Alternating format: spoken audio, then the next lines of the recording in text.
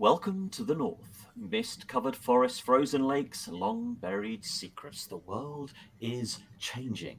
Railways spread. Science overtakes superstition. Cities rise along with the illusion of safety, but beyond the light. In deep woods and on windswept shores, something older stirs. This is Vaesen, a Nordic horror role-playing game set in 19th century Northern Europe. The players you see around me are part of the Society, a secret order cursed with the sight. They see what others deny. Creatures of myth and nightmare are real, and they do not like being forgotten.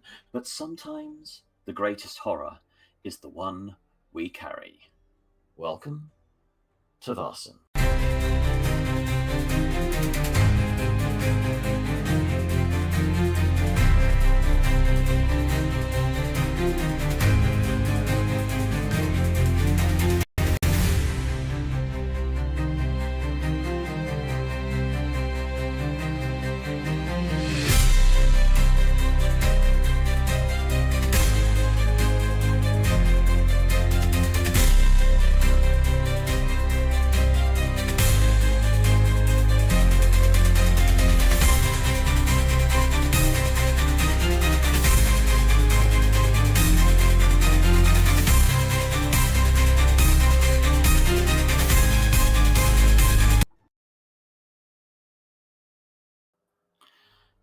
So, in last week's episode, in the aftermath of the Nattram's defeat, the Society tried to recover from what could only be described as a near apocalypse with extra paperwork.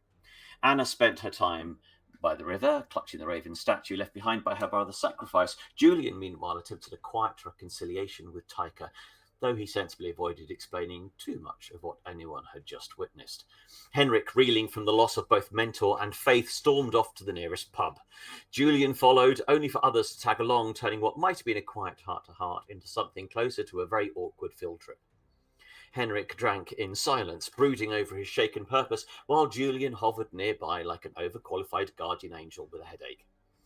2 days later, Linnea, actually it wasn't 2 days, it was the next day, Linnea reappeared, alive, lucid, and clutching a new opportunity. She told them of a rural wellness retreat, a farmhouse turned spa, said to help people like us recover from supernatural trauma. Strangely, the place was closing within the week. Linnea insisted they go, suggesting that the Society's presence might convince the owners to keep it running. Thus, the weary investigators set off once again, greeted by a wooden sign promising reason and order breed joy. There they met the eclectic residents of the retreat. Albert Sandberg, a kindly widower of 72. Selma, his athletic daughter with a passion for calisthenics and swords. Olivia Pedersen, herbalist and nutritionist of the Stoic variety. Ebba Pedersen, her half-sister and academic escapee from Uppsala. And Ivan Fedorov, a well-meaning Russian law student with a St. Petersburg accent and far too much charm. And one Ulf, who mysteriously actually could be a guest. The week's activities promised rest and renewal through wholesome pursuits, daily exercises, and the occasional unnerving group therapy session. The group's task was simple: make friends, keep the place open, and maybe, just maybe, try not to summon anything this time. Whether we shall succeed or not, people. Or burn the place to the ground. Yeah, no promise. This is also on our dance card. Yeah. So here we go. At the glorious retreat. So you'd all had breakfast as a final part of recap, and again, just for people watching online, I should just share this with them as a quick reminder. So you were given the activity list of how each day is structured. Breakfast, exercises, activity A, lunch, activity B, supper, and then behold starlight and destiny every evening. And you had chosen your two activities for the day. You went with Nature's Bounteous Nectars as the first, and I have to say I'd forgotten what you went for the second. Can any of you remember? The pages one. The writing one. Yeah, the writing one. Yeah, it You're was foe an easy among the one. pages. That's right. That's right. Okay. So,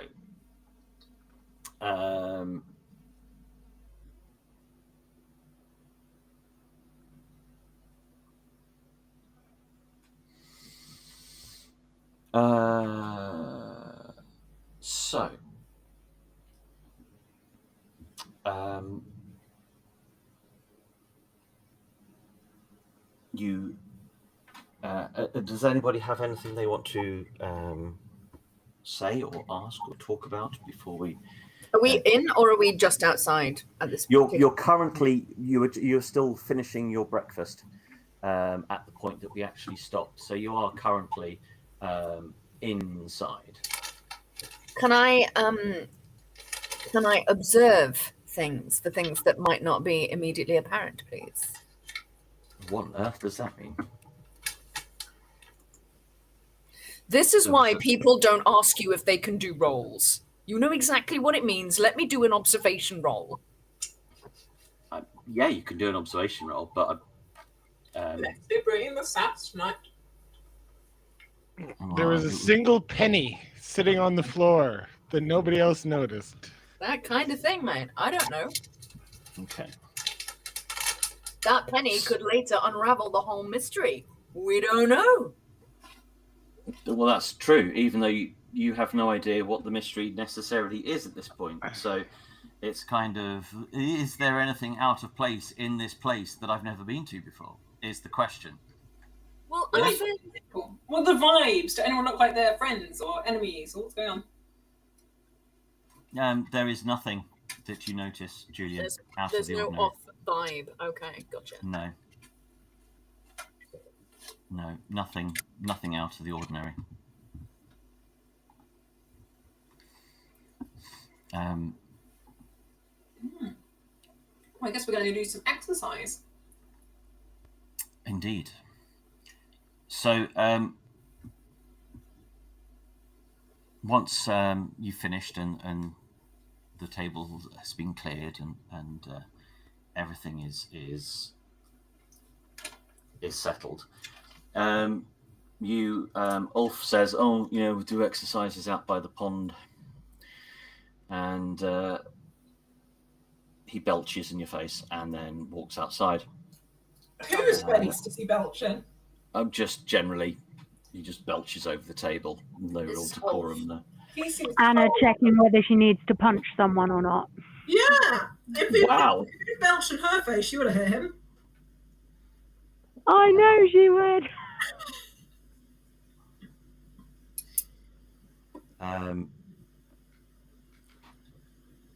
So you kind of do you follow him outside? I'm assuming. So you follow him outside to the pond, and there's a little sign in front of it that says the Hearts Pond, and it's a small pond surrounded by wild grass. Lily pads float on the surface, and it's surrounded by trees to give it it gives the water a very slightly greenish hue, as some of the leaves that are coming out on the trees early kind of reflecting in the surface of the water. The water is incredibly still. It's almost glass-like. It's really quite pretty. You can hear a very soft trickling sound, kind of like a water passing over stones, like a little river or something. But you can't see any apparent source for the noise. Julian tries to focus on something else so he doesn't need the bathroom.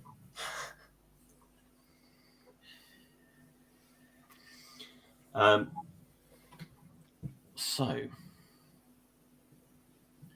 let's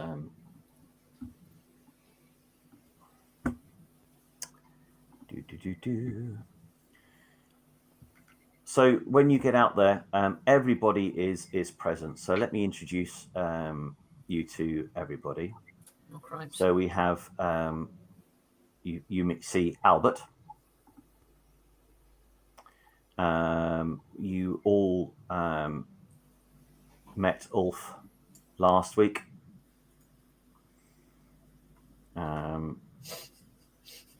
That's quite a character full face. I also am comforted that he is a human. That is good. Good news. Are you sure, bro? And Selma. Even Olivia comes out from the kitchen to join in. Bless her. And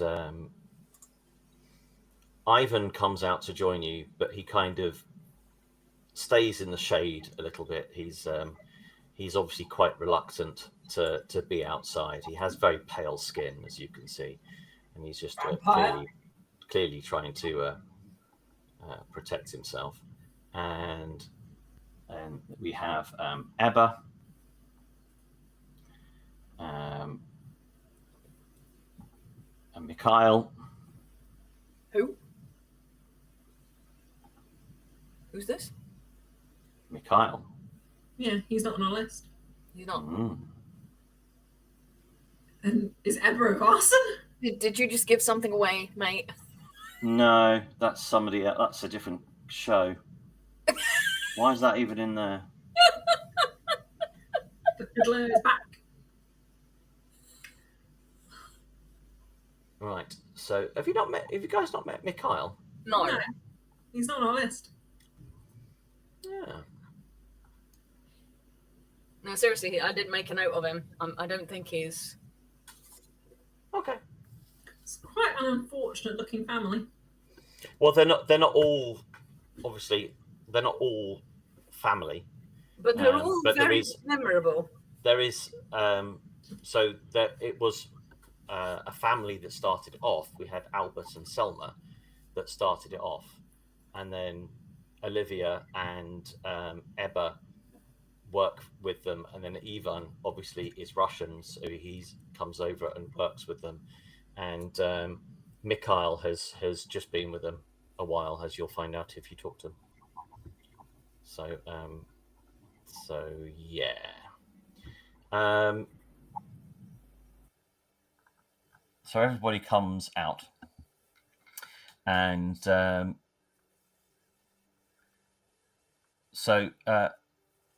Selma stands in front of everybody with her back to the pond and says, "Right, come on then, everybody.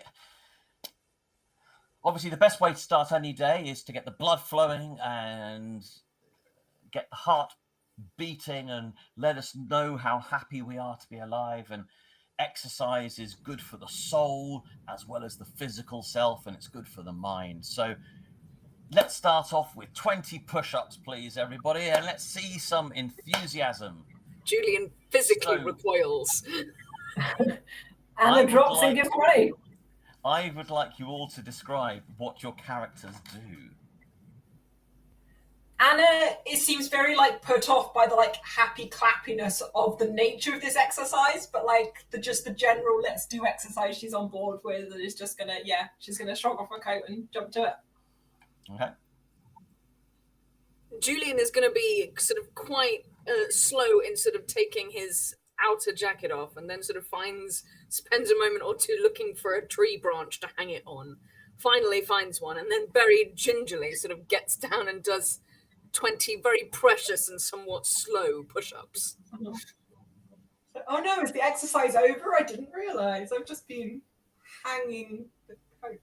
Totally, Julian. How does Henrik deal with this?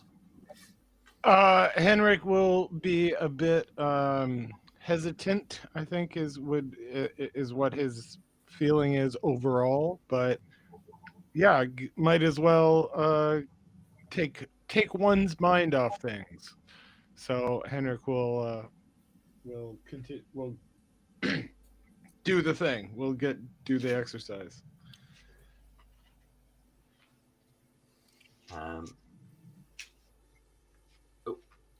You're doing press-ups at the moment, Maud. Push-ups, you said. Yeah. What does Taika do? I like that the Maud's just is this general? Is this do we have to lie on the earth? Do we need equipment for that? I guess Taika will let out a little sigh and proceed to do it in as an efficient manner as possible, even though it will get her out of breath, obviously, but still. She manages. So how does Maud join in? Am I not doing press ups? I can't see you, Maud, so I couldn't tell you. So how do you do the press-ups? How does Maud approach this obstacle? I see. With somewhat less enthusiasm than you might imagine. I don't imagine a great deal, to be fair. Well, that's just rude, isn't it?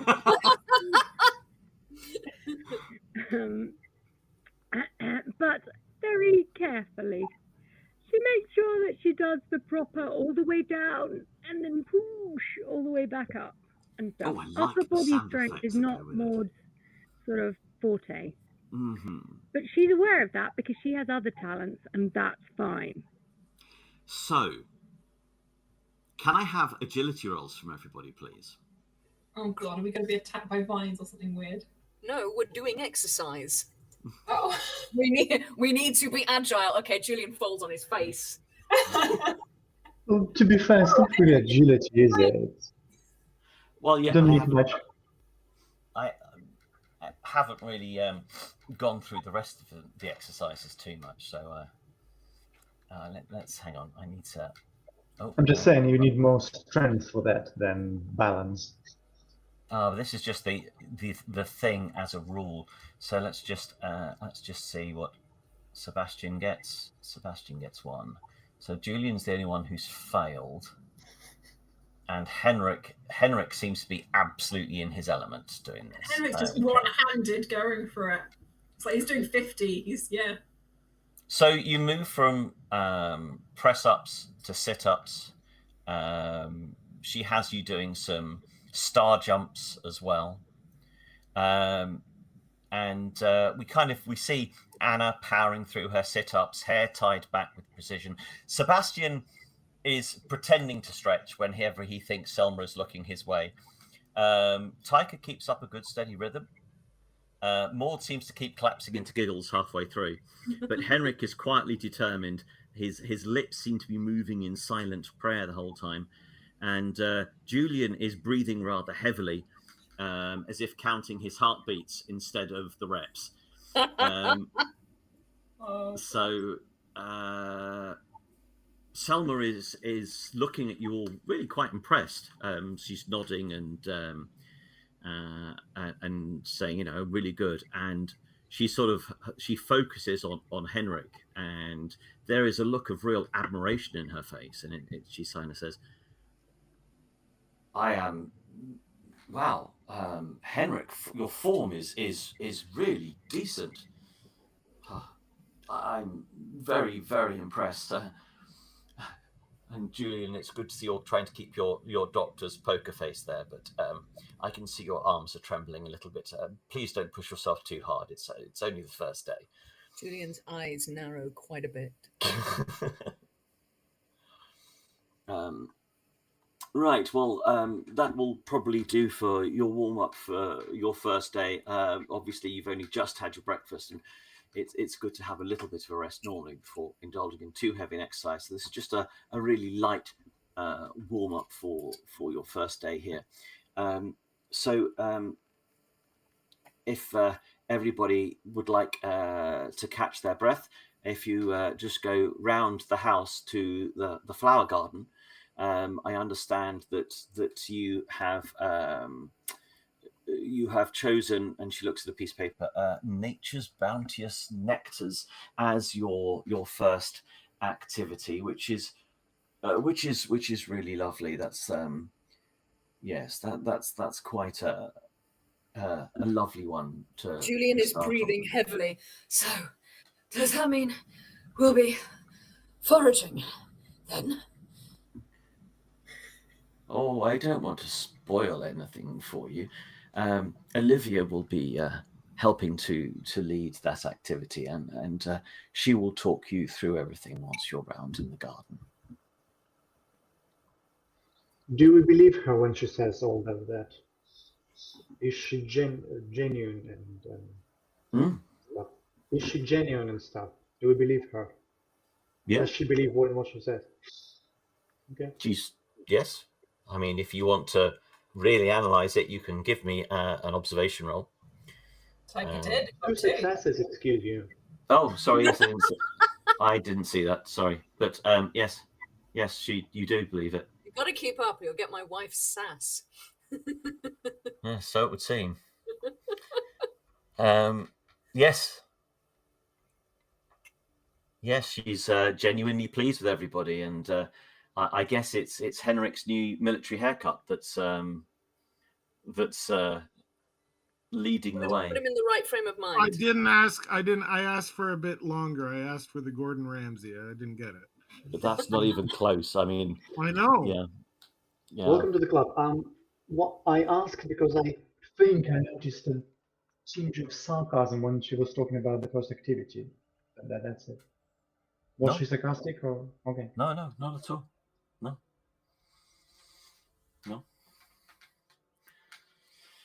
No. Yes, I think you've chosen probably quite a good one for your first exercise. It'll be a nice way of potentially stimulating some bonding and a chance to help you all calm down and relax into your experience here at the Drum House. So, oh, thank God, Julian says quietly. Anna pats him and offers a hip flask. Julian swigs very quickly, but hands it back. So, I'm assuming you will make your way round to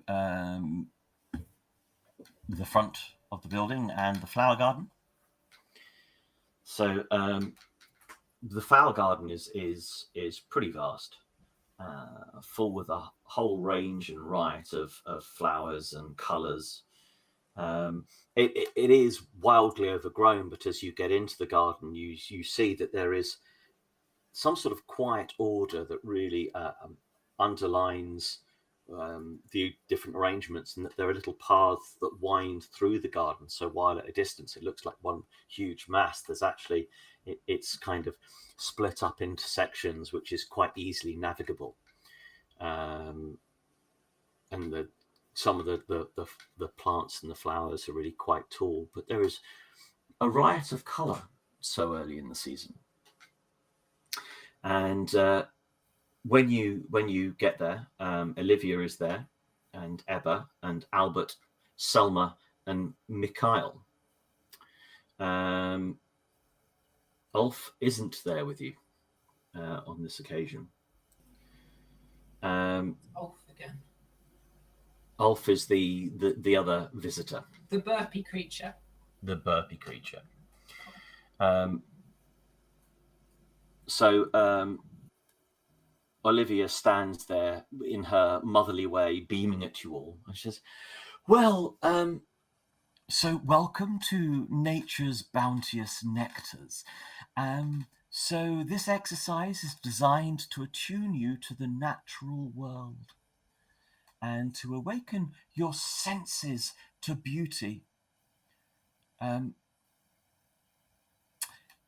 What I want you to do is walk through the garden and find the flower that most speaks to you, the one that calls you as nature calls to all living things. So this morning, what we will do is we will let nature choose for us. You will each find the flower that speaks to your spirit, not with your eyes, but with your heart. Julian sees that Anna might be trying to say something and sort of puts his arm on her shoulder and says quietly, no, but she might make us exercise again. So Anna looks as awkward as Julian did with the exercising about the idea of going and picking a flower. All I can say is just, let it call to you, and then pick it and bring it back with care. There's no need to rush. The garden knows who belongs where. There are no wrong choices.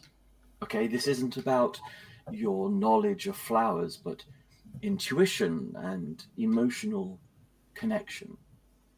Anna has such an urge to find a snail now, which she's going to repress. Find a snail? Just the whole there's no wrong choices. Anna's like, I'm going to bring back something that will make you question this, you very happy person. And she's like, no. Well, she has specifically asked you to find a flower. Yeah. Julian drifts off to There's a find... snail. What's the difference? What? Both in the garden. Similar things. Is it in the garden? It's a fucking flower. Calm down. Right. All right. Anna's going to wander. Ditto. Okay.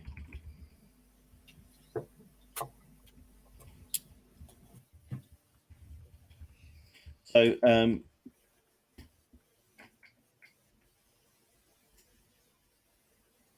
it doesn't take you very long, any of you, whilst walking through the flowers, and there's some nice scents and odor, and there's just very gentle sound. There's some bird song. There's some faint sound of some insects in the flowers. And you all actually fairly quickly, even through your discomfort, Anna, you do start to feel slightly more relaxed. And as you breathe in the scent of the flowers, it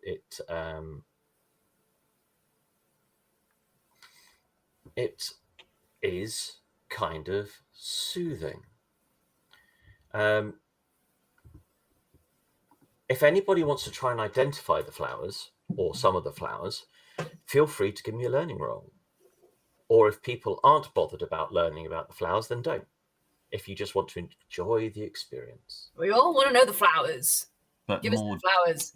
Maud is the one that I would have thought would know the flowers. Yeah. But Does Maud get like an advantage? She would have done too. Does Maud get any sort of advantage considering she's literally a herbalist? well, yeah, I think you should literally give me a free push, Maud. Thank you. Did that work? It did, Got right? one. So Julian's got 2. Anna, unsurprisingly, has 0. So Anna sees a field full of flowers. There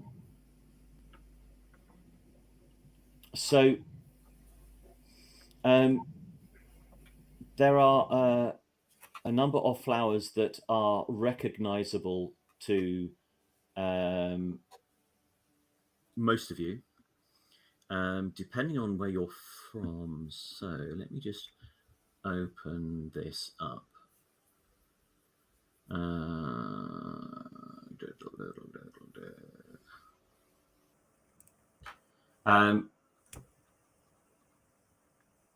So, with the exception of Anna, you all recognise cornflowers. You recognise lilies.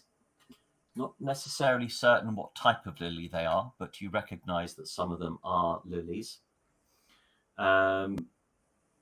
Julian, you recognise the herb parry, which is it's a woodland plant. Mm-hmm. And you know that it likes to ordinarily grow in damp, undisturbed forests, but they manage to cultivate it and grow it within the garden here. It has a real mathematical beauty with the layout of its leaves, so it's something that you appreciate greatly. I had a friend called Parry when I was a kid. I got mine. So Henrik would recognise the schmorbol, which is quite common in Sweden, otherwise known as the globe flower. It ordinarily blooms in early summer. So it seems... What? Doing that on purpose. What? Why would you give Leaf, of all people, the one of questionable pronunciation? That's cruel.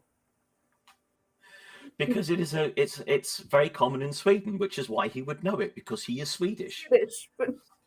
Mm-hmm. What's it called? Småboll. Sometimes it's called locally as the småbollar, which means butterballs. So it's yellowish? Yeah, it's a butter yellow, globe-shaped broom about the size of a walnut. And the petals form a very tight sphere around a nest of stamens. It likes moist meadows and often steam banks. Stems are upright and smooth. I love moist meadows. So yeah, sold. The more moist, the better. So they're the ones that you recognise. There are other plants that you don't recognise necessarily. There are 6 main distinct flowers within the garden. I'll take that one. I was gonna take the snowdrop because they would specifically have that there at this time. There are no recognisable snowdrops in the garden. Oh, well, that's too bad. I'll take the yellow one then. So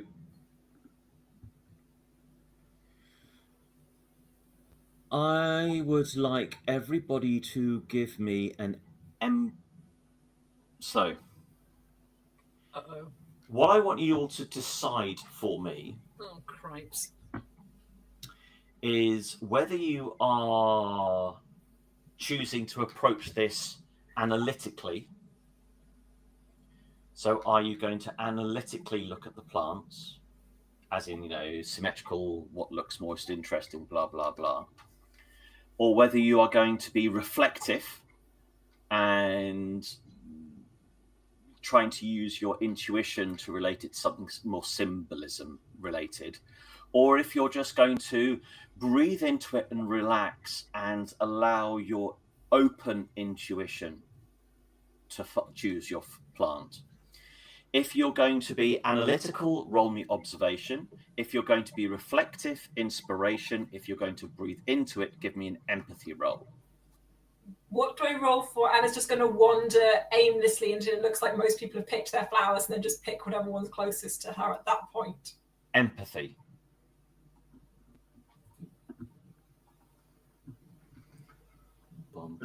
It's like the hardest. What do you mean? Julian is not empathetic. Good God.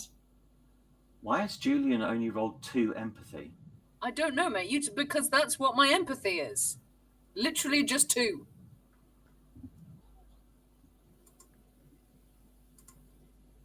Whatever's going on with the dice, I mean, I can play that, but at the end of the day, I'm a doctor. It's our talent. I have 1. You have 1? Then... Yeah, okay, right, no, okay, yeah, rather than empathy, make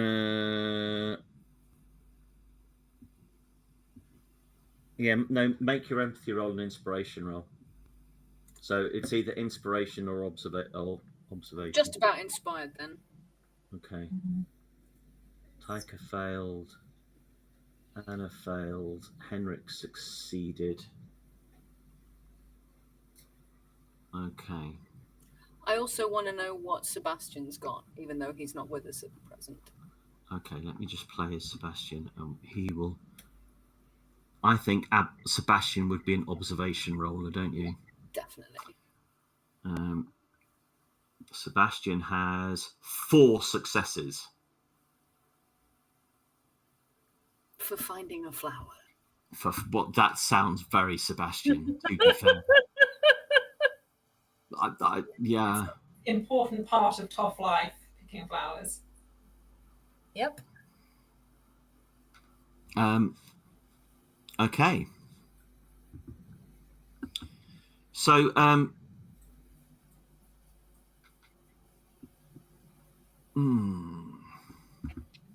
Anna failed, but Julian passed.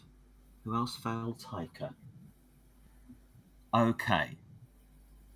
So, you all return with a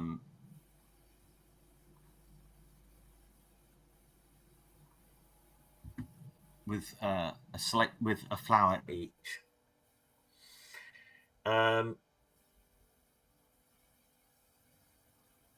And when you get back to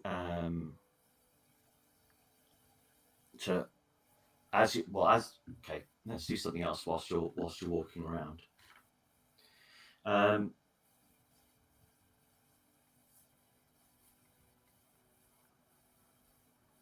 If I'd known you were going to do this, I'd give you my herbalist book.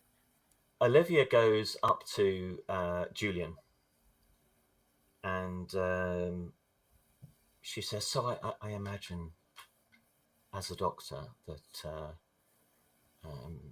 you are quite used to herbs and using flowers and things like that within for medicinal care. Exactly, yes. It's a fascinating world, isn't it, dealing with flowers and nature. It's amazing what can be done and what can be achieved with nature. Anna's going to roll this eyes. Oh no, this is a different person than the exercise person, isn't it? Yes, this is Olivia the cook. Fabulous. Carry on. It's quite amazing the bounty that nature can provide us. Yes. You're obviously the more serious, silent type. Dr. Summerby, isn't it? That's correct, yes. Fascinating. And you're from England, I understand. That's right. Oh, I've often wanted to travel there. It's a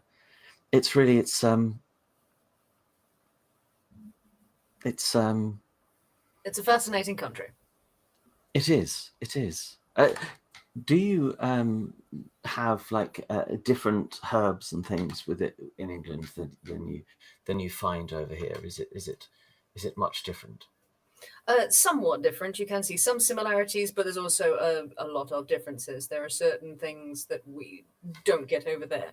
I'm not sure what the hairball would be, as it were, called back home, but there's nothing exactly like that I've found all those years ago in England. Hairball? And it's like, of all the flowers he could pick to chat about with this woman, he's picking one called hairball. I'm probably pronouncing it wrong, but Hannibal or something. Hairball? Yes. Oh. I'm afraid that's not one I'm familiar with. I see. That's absolutely fine. Never mind. It's probably a language thing. I'm so sorry, Doctor. It's probably me. Don't worry. I'm so sorry, Dr. Summerby. Yes. At that point, Ebba comes up to you, and she says, "I'm sorry, Dr. Summerby. You're really quite tall. I wonder if you could help me reach." Maud is dying. Reach this. Look at each other, being like, I wonder if you could help me reach something that I can't quite manage to reach. There's a flower that I'd really like. Could you? Of course. Would you point me to it, please? And she stands very definitely between you and Olivia and says, "It's this way, Doctor." And she takes you over to a part of the garden which is somewhat away from the others, and she leans up close to you and points just over to your shoulder, and there is this beautiful blue flower that is kind of like quite a lot of other blue flowers, within the garden. But it's fair to say that this one has grown a little bit taller, and it's beautiful. They're kind of it's soft nodding. They're sort of moving very gently in the very light breeze, and they're sort of velvet blue bells hanging from very thin stems, and they just sort of move quite gently. Oh, that's it. That's what I meant, I think. What's it called? And Julian sort of like... This? It's a bellflower. Oh, it had a different name. We do have something very similar to this back home, but and completely oblivious, just sort of like reaches up. And you kind of have to push past her a little bit to get to it. She's kind of very definitely partially stood in your way. But yes, you pick the flower and present it to her, I'm assuming. There you are. And that specific one, there's a few. Give me an observation roll, please, Julian. Lovely. Not completely oblivious then. No. Julian. And as you hand it to her, you can see Olivia behind her looking ever so slightly sad.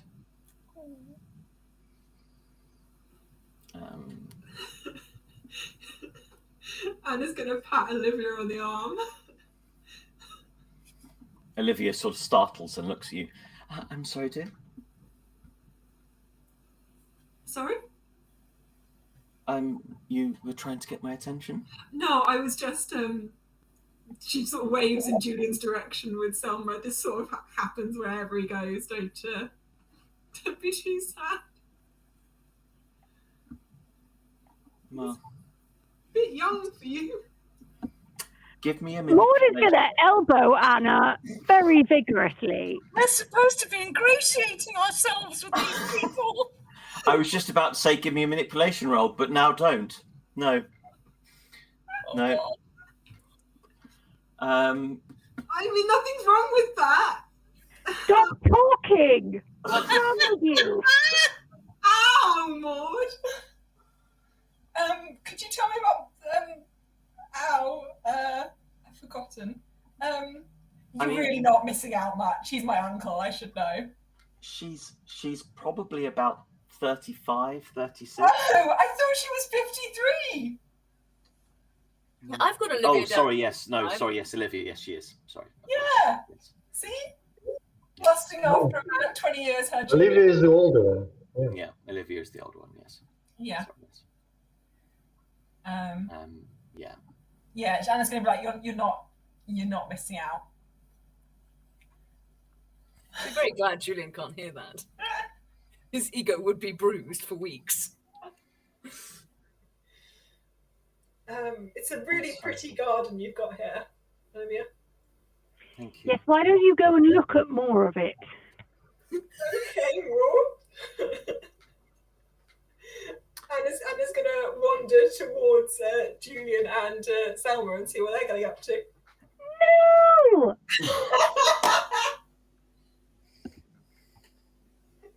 Anna hears Maud's no, and she like spins on the spot and heads off in a different direction. Oh, good grief. So, Olivia stands at the clearing at the start of the garden again and sort of claps her hands and says, right, when everyone's chosen their flower, could you please bring it back to me here? And Julian just sidles back. And when you return, there is a little garden table that's been at the side there. And in it, there is a big stone bowl, which has a liquid in it. And I am going to send you all a little bit of information about the flower that you have picked. So,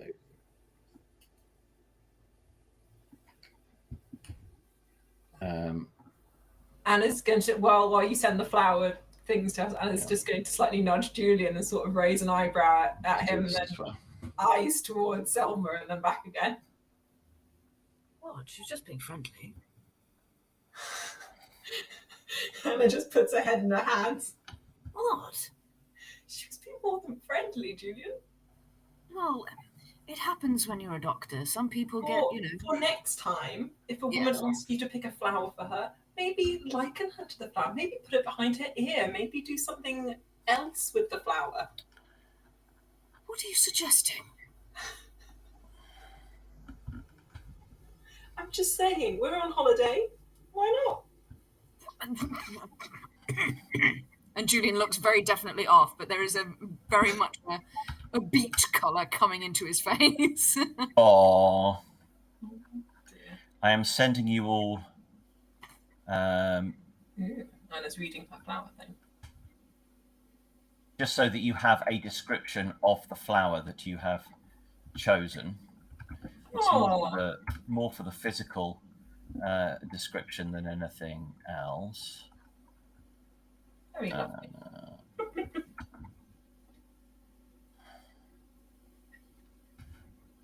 Right, you all should have your flower now. So,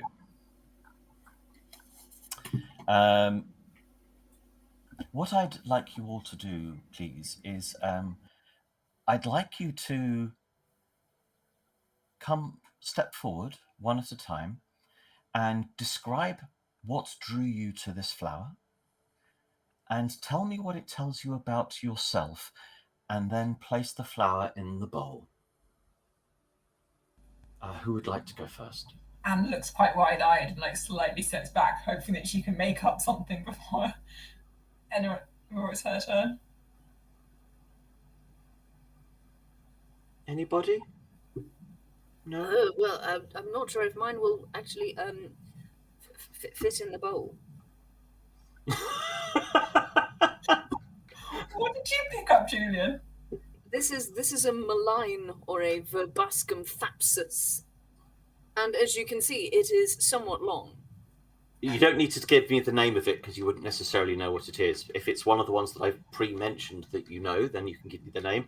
Otherwise, give me a description of the flower so that people know what the flower looks like, and try and give me some reason as to why your character might have gone for that flower. Well, couple of reasons really. I quite like the sort of all the dense little flowers being along a central stalk.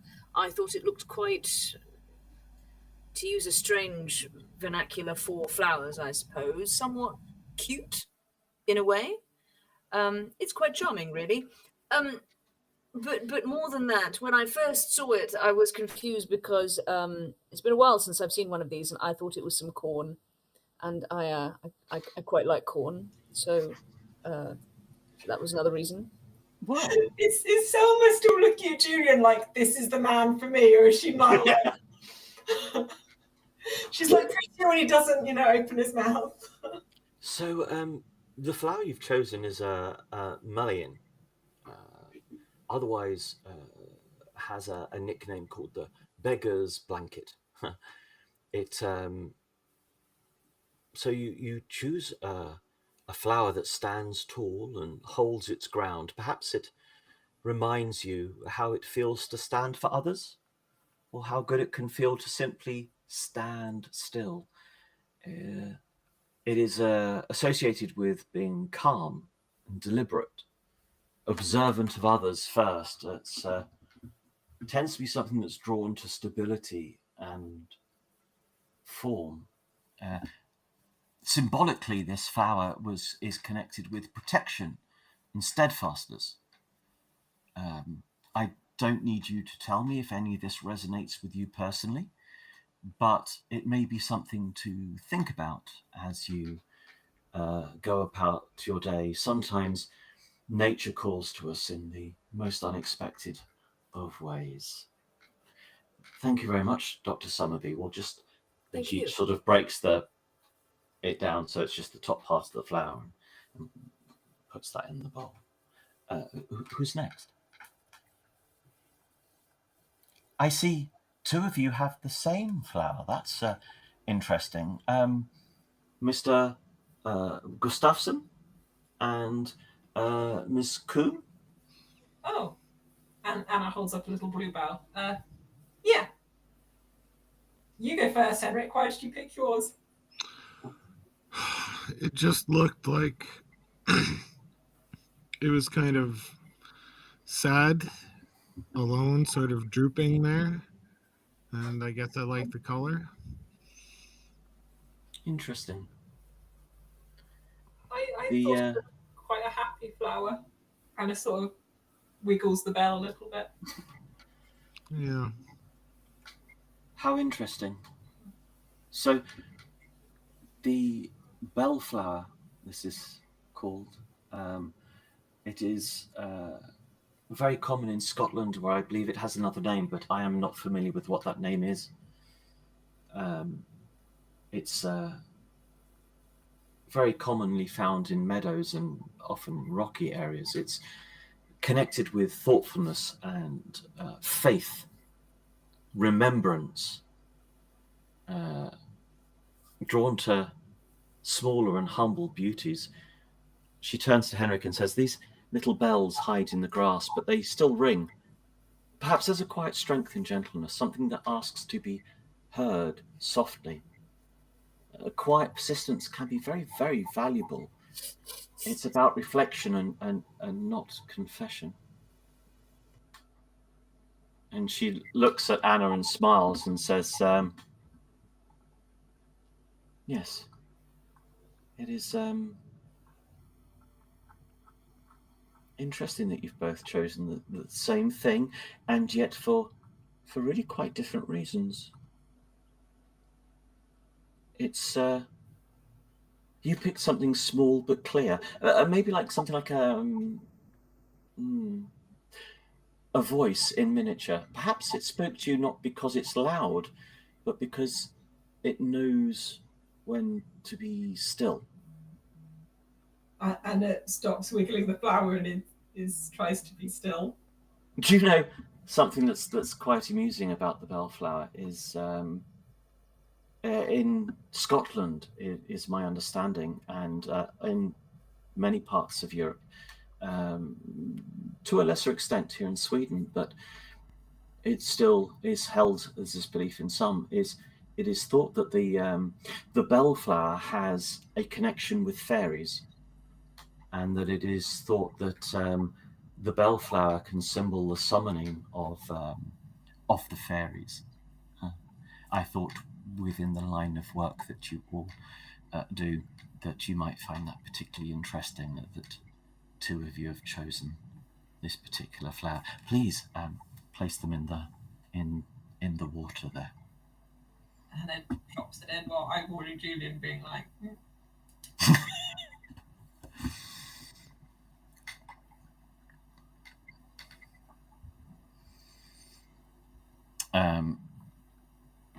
Sebastian steps forward.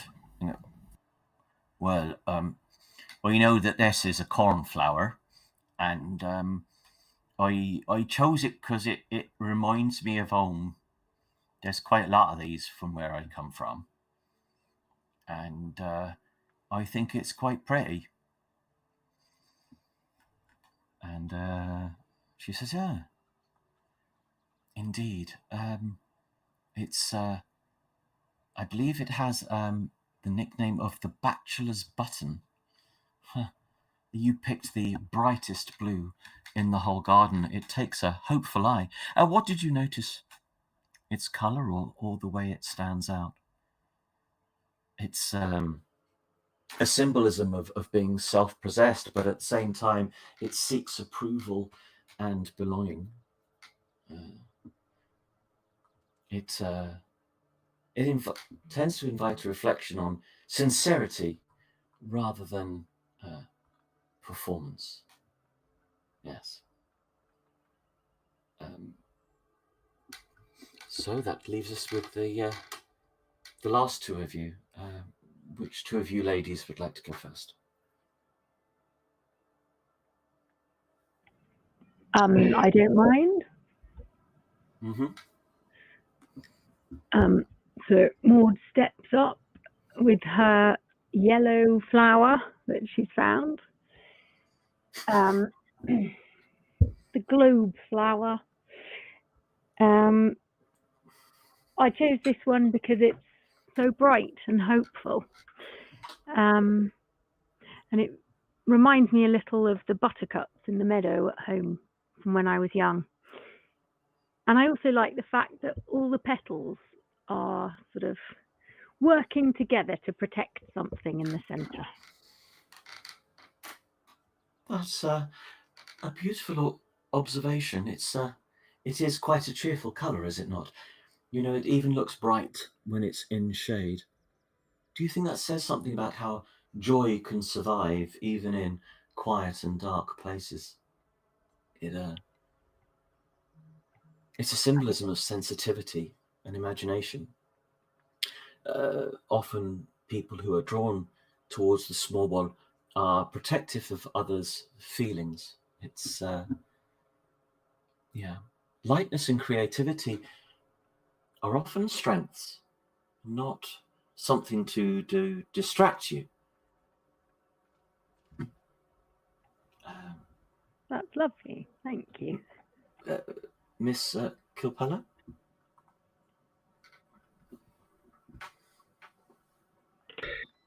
Right.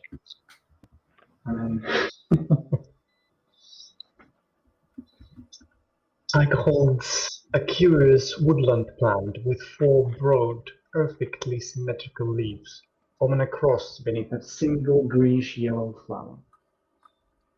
The flower has thread-like petals and a black berry at its center. I guess I chose this one for its curious, symmetrical look and not drawing much attention to itself.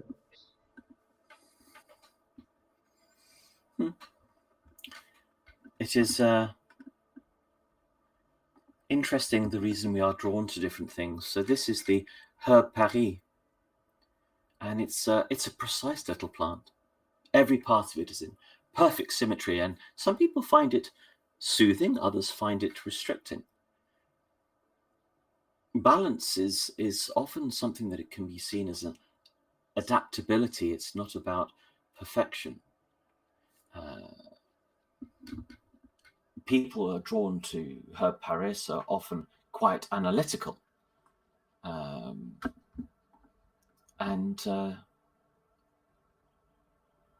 It's duality is often a thing. Its symmetry represents harmony, and yet at the same time, its toxic berry warns of hidden dangers. We have a number of primary flowers within the garden. You have already chosen some of them. So the mullein is used traditionally as protection. In folk magic, it was used to ward off evil spirits and witches. There is, I believe, an English book which states mullein as herbal as a defense against enchantment. Again, maybe this will mean something to you, maybe it won't. The småboll symbolizes joy and childhood innocence and memories of home. In Scandinavian folklore, it's also linked with trolls or nature spirits who guard wet meadows. They often refer to it over here as trollblomma, the troll bloom. We have the cornflower, hope, fidelity, friendship. In Germany, it is often a symbol of young love and steadfastness. In France, for remembrance. The bellflower. And the bells of the fairies, as I've already stated it. Interestingly, the Victorian meaning of the word in England is, I believe, it's related with gratitude. The herb Paris is often called, in times gone by, it was referred to as the true love herb for its balance. And the last one we have is the calla lily. In Christian symbolism, it represents the Virgin Mary and eternal life, often used, I believe, in England as a funerary flower. And while she's telling you all this, she's sort of gradually swirling the flowers around in the liquid. Within nature, there is always balance. And sometimes it's important for us just to take a moment to think about where we are and our balancing point within nature. And you all come to us as a group of individuals, and yet you are all connected somehow on this planet. What I would like you all to do now is, and she takes a mug and she scoops out some of the liquid, is I'd like you all just to have a drink of this liquid as a symbolism of your connectedness together as all part of the same harmonious aspect of nature. And this is going to move into. Did you say one of them was poisonous? Yeah. There was a berry that was It's poisonous. the berries that's poisonous, not the plant itself. Don't worry, I wouldn't try and poison any of you. That wouldn't be good for our business at all. And she laughs. Isn't Anna swallows what she was about to say, and it's like, I will drink. Maud totally knows Adam was about to say, "Isn't your business closing anyway?" Isn't that Anna's like? Oh dear. Anna's like, yeah, thanks Maud for reading my mind sort of things, and we'll drink the drink before she can talk. With Lily the Pink. So it's the drink is what it tastes like is that there's obviously water as a base, but it's slightly sweet. She's obviously put some honey in there, and then you've got some slightly light floral undertones from the different flowers that are in there. It's not unpleasant at all. It's just a very slightly floral sweetened drink. I was like, yeah, not bad. Julian will have some too. Okay. Have a sip. Good stuff. Sebastian has some. I'm assuming everyone will have some. It would be rude not to. It would.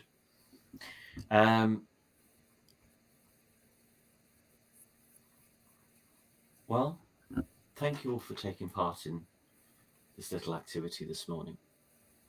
And remember, when you have your free time during today and at other parts during your time here, remember that often there's a lot that binds us, even though we may look disparate and we may look quite different as individuals. And being grounded in nature is one of the most natural and relaxing places that we can be.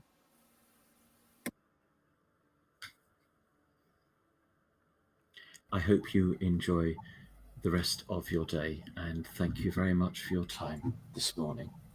Thank you very much for guiding us through this experience. What time is it now? It is coming up for 12 o'clock. She says, so I have to go and get things ready for lunch. So you have an hour's free time before we have lunch. And obviously they will tell you when your afternoon activities will be at that point. So I don't know if you want to go and I understand obviously you haven't had a chance to go to your rooms yet. If you want to go to your rooms, or if you want to have a wander around and explore the place a little bit more, please feel free. If you see any of my colleagues whilst you're walking around, feel free to speak to them, ask any questions you like. We all love it here. So it's a place where we all feel safe and happy. You can all give me an observation roll at that if you like.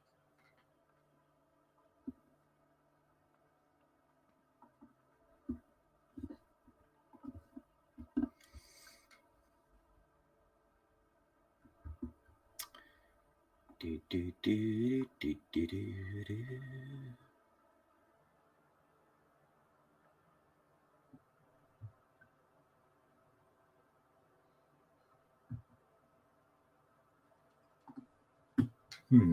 Okay, so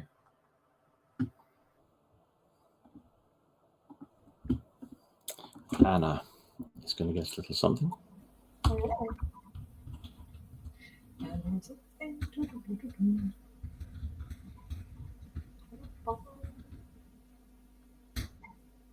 And Taika. Aww. Anna's going to pat her on the arm again.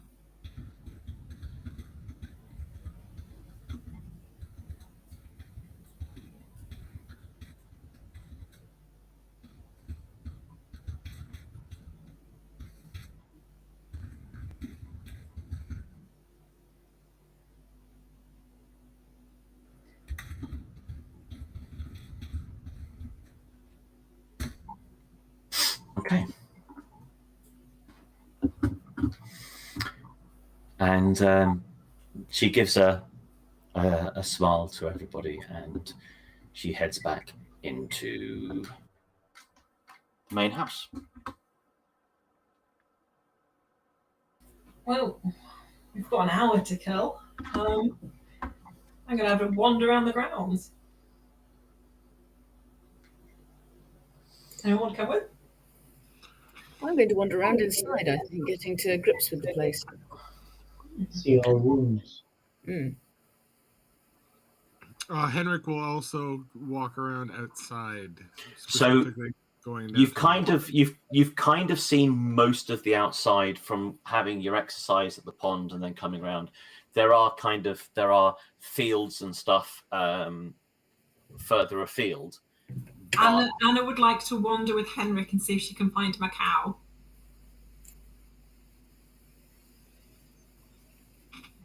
Thank you.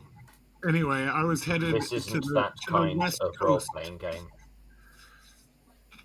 Cow! Okay.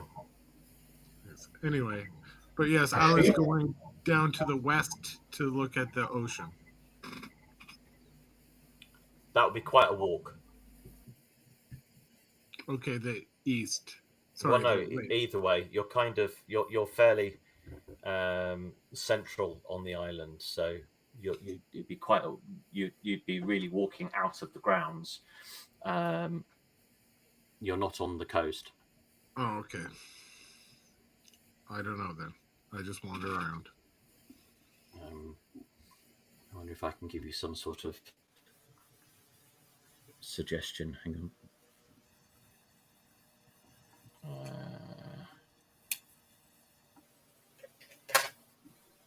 Where are we?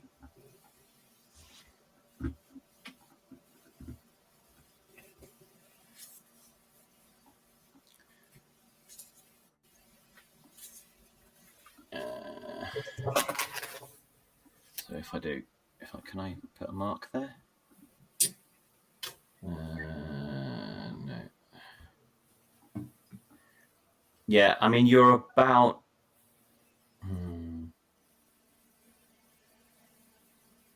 You're nearly a mile from the sea. Anyway. We should be able to see. All right. Never mind then. Just I'll just take a wander. Okay.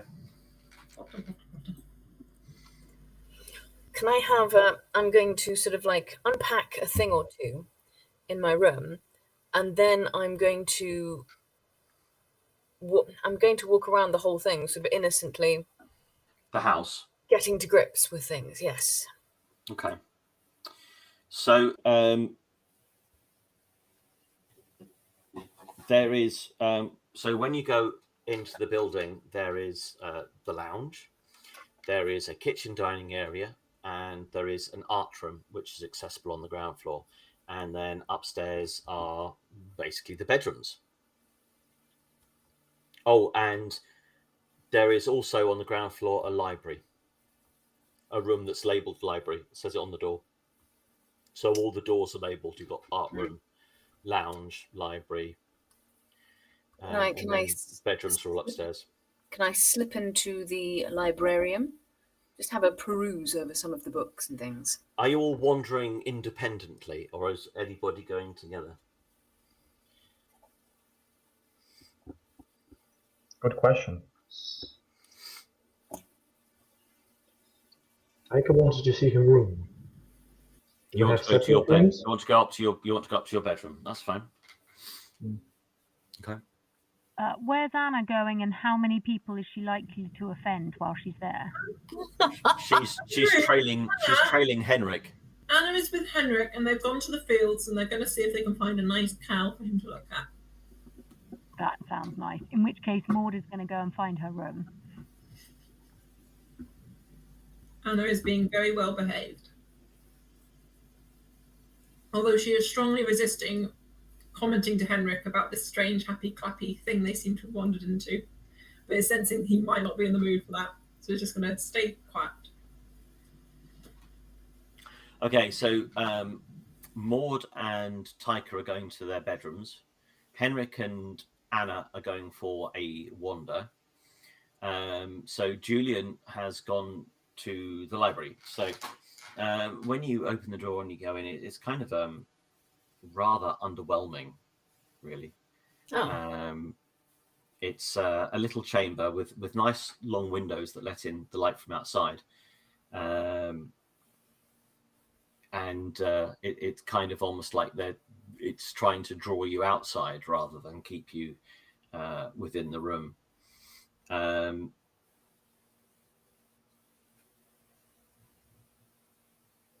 And in there is Ivan that you met at breakfast. He's kind of just sat there in a chair reading a book. Oh, hello, old chap. Don't mean to disturb you. Just carry on as you were. Yeah. Welcome. It is. It's very nice to have some new guests here. I hail from St. Petersburg. Is that right? Yes, that is correct. Yes. And you studied law. Yes, indeed, I did. Yes. Very worthy subject. Very well educated. Yes, So- I'm quite fortunate that there is some family money, so I was being able to study well. Yes. Good for you. And what brings you here? I enjoy the study of nature, particularly birds. I love birds, and the Drumhouse is just it's a peaceful haven, no, for those that can afford it at least. And as for the rest of the world, we don't have to think about them here. We don't have to care about them until they arrive at our gates with fire and sword. It's Strange a place it's a place that I came to really to find myself again. Yes, and to find peace within the world. But then is that not why everybody comes here? Rest and recuperation to find oneself again. Quite. Absolutely. Yes.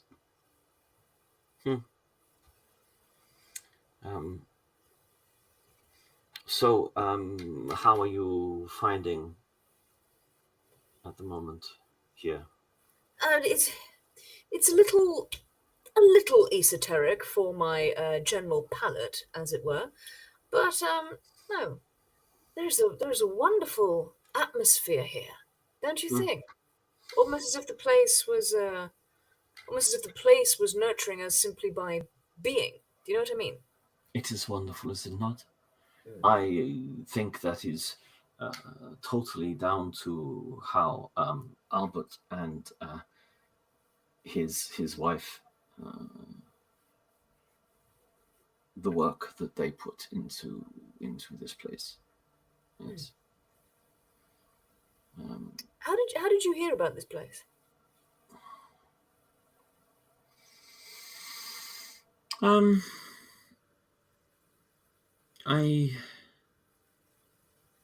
don't remember exactly who it was that told me, but can you give me a manipulation roll, please?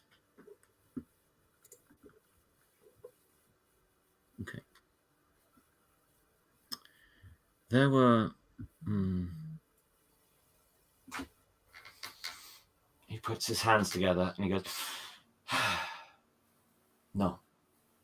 Part of being here is we speak openly and honestly. My brother was a successful bureaucrat, and his behavior started to change. He would have times when he would suddenly convulse, and he would shake and rattle around and fall to the ground, and his eyes would roll in his head, and his teeth would grit together. He was having seizures. Yes. They refer to it, there is a term that I have started to hear recently, which seems to describe it, epilepsy. Yes, I've heard of it. And in Russia, he was, well, they didn't look on it particularly favorably, and he, how do we say, fell from grace. I'm very sorry to hear that. He needed to seek recovery away from Russia, and so he came here first? I took him away. Yes, I brought my brother here first. And everywhere I go, there is injustice everywhere, inequality everywhere, particularly for people who have problems in the mind. Couldn't agree more. Not fair. No. I made my home here in Sweden. I had hoped that there would be some fairer version of society here, but it seems people dress it up in different ways, but everywhere people are the same. And so I came back here, and I have been here ever since. Well, it's a pleasure to make your acquaintance. Tell me, what do you think about the world? Do you think that the world is unfair to people? Yes, on the whole. Unfortunately, I believe that it's down to the individual's prerogative to make sure that it is as fair as it can possibly be. But you don't think it is down to this society that we are living in, this capitalism, the design of people to make money over the individual people? Do you not think that this individual people should be what is important, and not making money at the expense of anybody and everything, casting aside those that are less able? On the whole, I agree. Yes. How I would go about fixing it myself, I'm afraid you have me there. I deal with problems with the body. That is a problem of society that sadly I could not begin to work out. I see.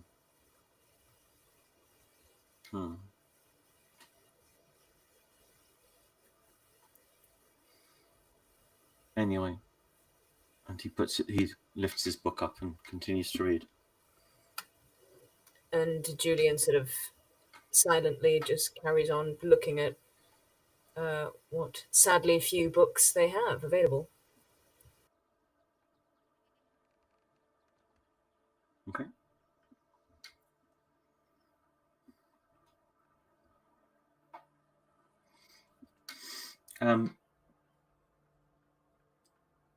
You can give me a learning roll.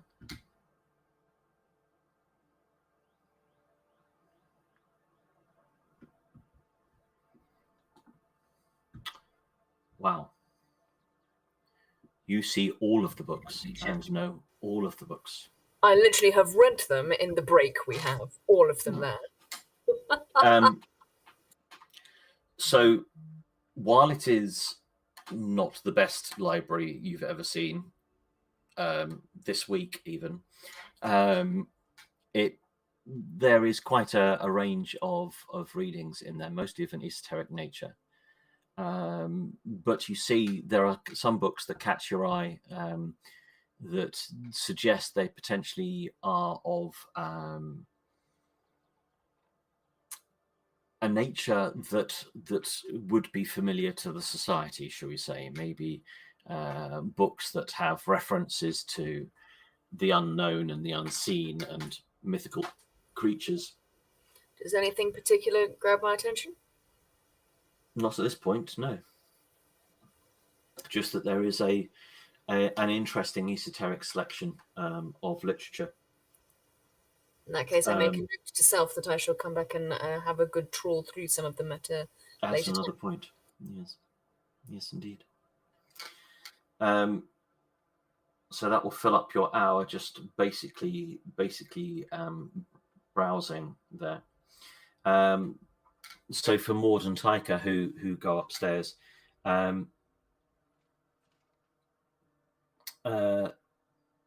are it's an L-shaped building that you're staying in, and it looks like everybody, whether they are staff or visitors, is all housed on this one L-shaped corridor. Some of the rooms of the the staff members are all labelled. They have their names on all the doors. And then there's a series of guest rooms. Excuse me. And there are sort of little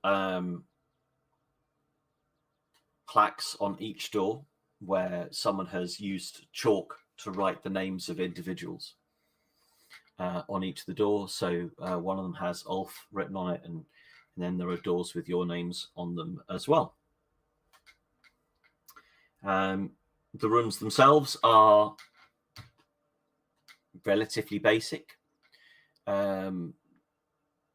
are smart, very clean.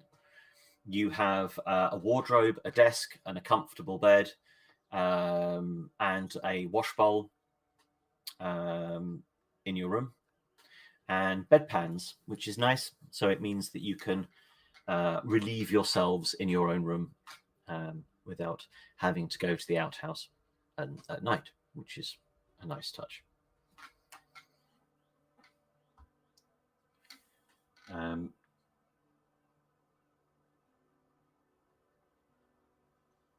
Fabulous. Fabulous.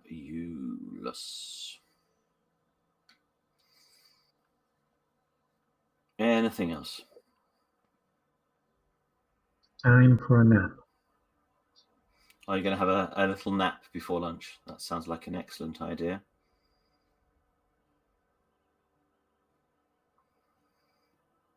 Okay.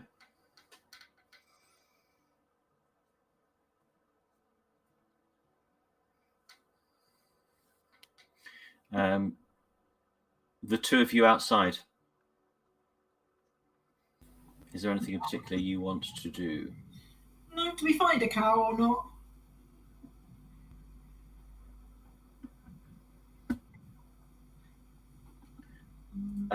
Not immediately. No. All right, too bad. Anyway, no, I had no goal. Just wondering.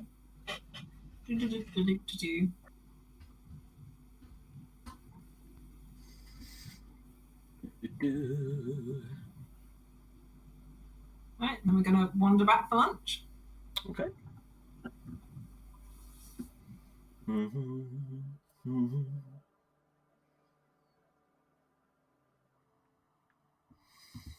Okay.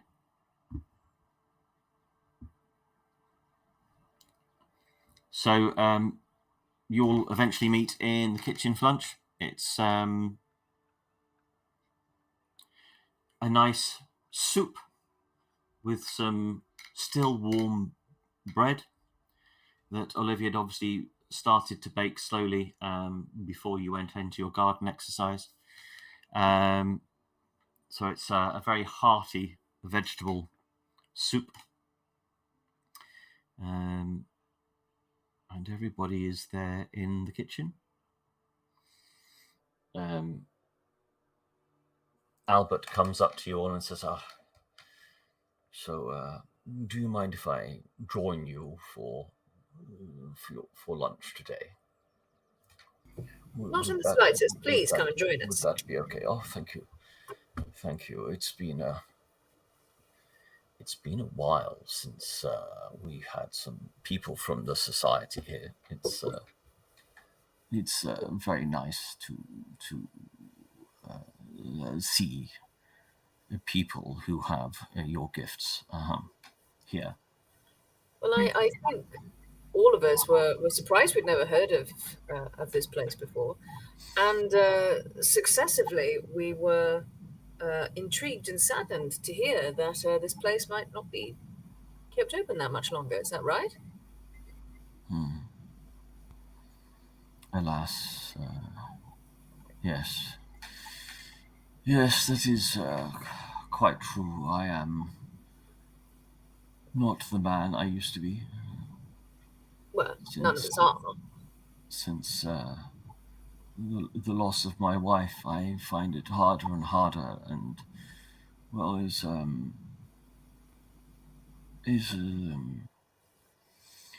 it's time sometimes where you have to consider letting things go. The future waits for no man.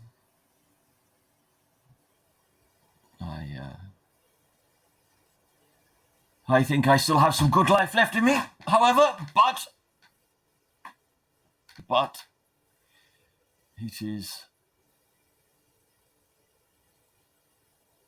thought that maybe it's time to move on.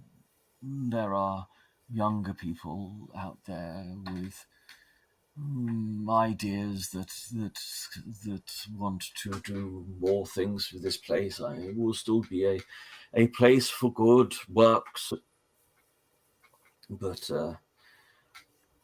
things move on. Time moves on in such a way that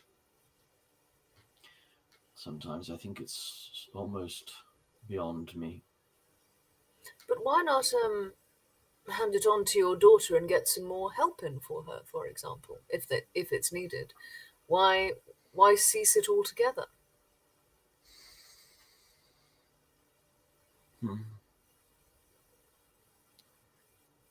Well, it is a decision for all the board to make. If Selma is not ready to take it all on herself, then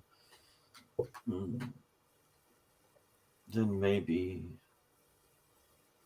it's I have to think of my daughter.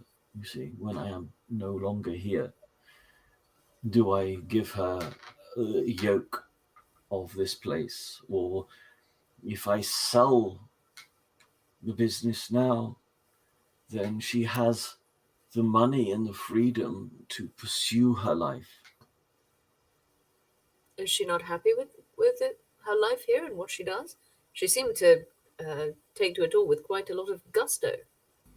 Sadness, somewhat. I don't think it was the work she was having gusto to.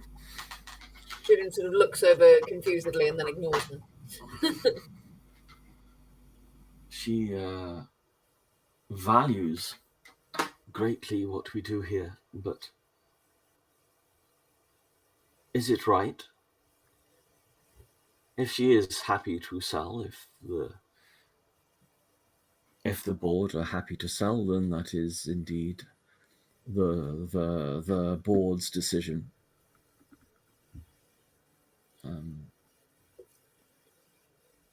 Yes. And I'm not sure that I'm necessarily what she needs.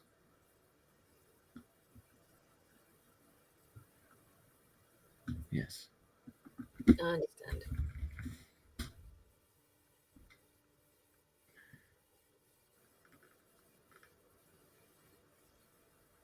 Yes. I think it's sometimes we can have regrets in life. And I don't want my daughter to have regrets by feeling like she is tied to here. Beholden. Exactly.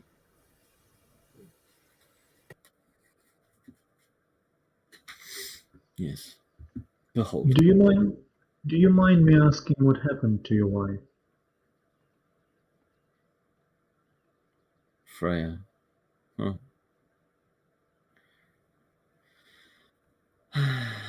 She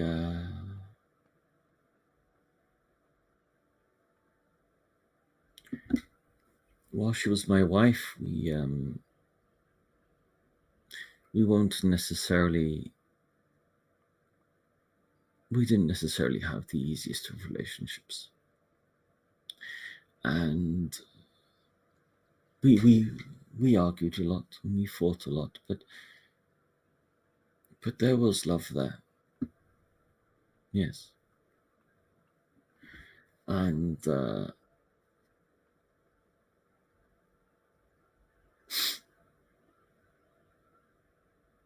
well, there isn't really much to say. She was an older lady. She was simply working too hard, and she died. Would it be fair to say that part of your reasoning for wanting to perhaps not continue here is tied to that, somewhat understandably so?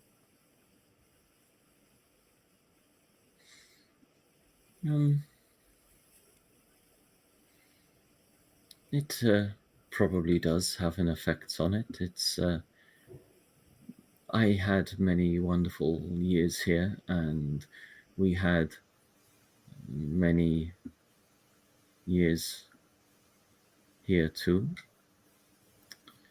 But well,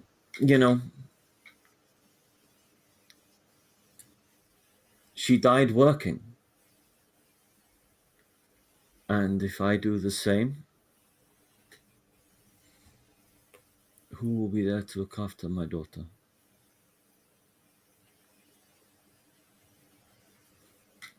Yes. So did she get sick while she was working, or you suspect exhaustion, for example? Yeah. She Well, we are all very sorry.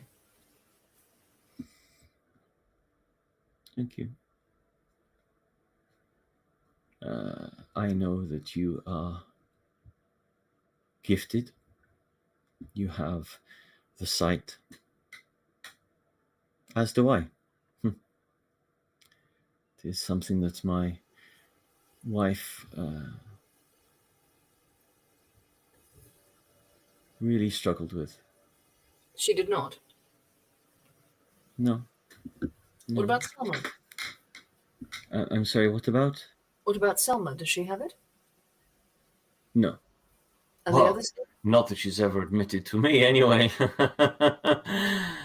Yeah, not that I'm aware of. What about the others here? I am not aware of anybody having that ability.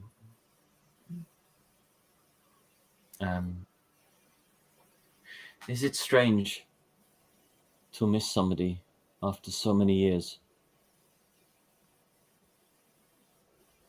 Of course. It is strange. Right. It is understandable. They've become so much a part of your life that even if you don't get on every day, their absence is still felt. It is a big change. Selma was 6 when I started the Dromhus with Freya. She was 8 when her mother died.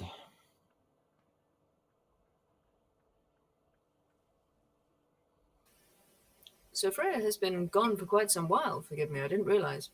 16 years, yes. Mm. Yes. But that must have had an effect on her too. I would imagine so. Yes. I don't know how well she remembers her mother. She does not talk of her.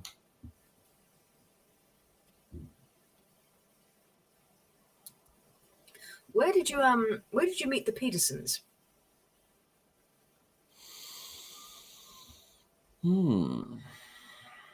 Well, the Petersons, I guess, well, they are local. They are from Albi originally. Olivia came to work with us fairly early on, and then Ebba came to join us slightly later when she was older. And I guess Ebba joined us. It must be nearly 10 years now. And that was the point that the Pastaya Circle was created. And that was when we became interested in really helping people with the site.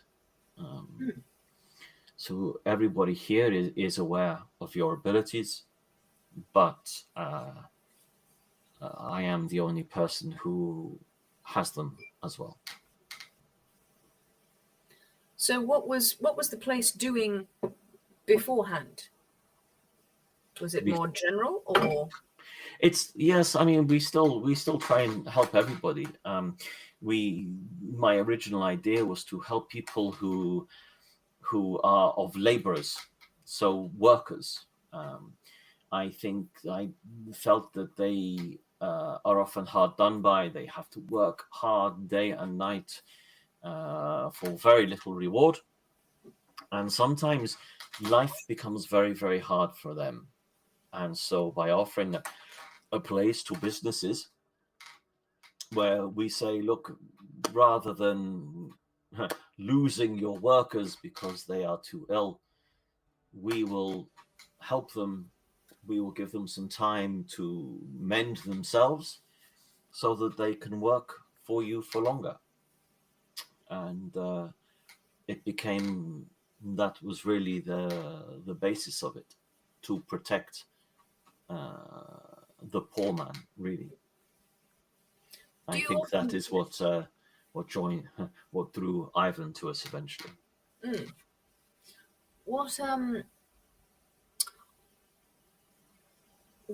When you get people coming here now, is it more people such as ourselves generally? No. We don't. We went through a period where we had a lot of people with the site. People come here from Copenhagen. We have only had maybe 1 or 2 people come from within Sweden, but from other society areas. I think from Sweden, really. We have a lady called, I think she sent you to us, Linnea. Of course. She has been here a couple of times. But it is more the laborers and the workers that come here, which again is why selling to somebody who is interested in that sort of thing is also of interest and works for us. So you'd like to sell it as is, possibly?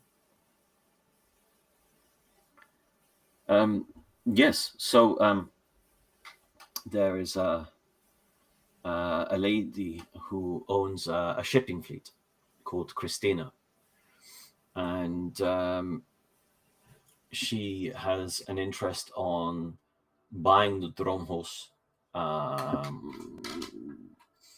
more for her management stuff, as a place for her managers to be able to come and relax, etc.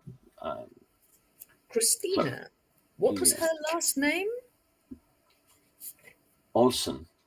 I knew it. I think we know her. Anna looks down the table. What, Julian? I'm checking my notes. I believe we know Miss Olsen, but I'll double check in case I've got my names mixed up. Oh, well, that would be quite something if you did. But yeah, she has placed a bid, and She doesn't by any chance own a mine or something with a husband or something like that? That woman. no, she works in shipping, Well, not mining. She might have diversified, but I potentially have the wrong person. Anyway, please carry on. I think you absolutely do have the wrong person, but I'm liking the way you're going. Now I need to know the actual name.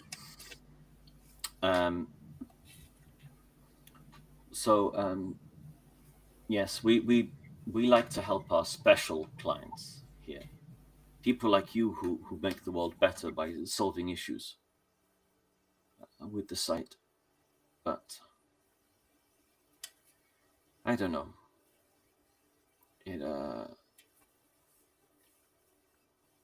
It might be a good time to sell. Who knows?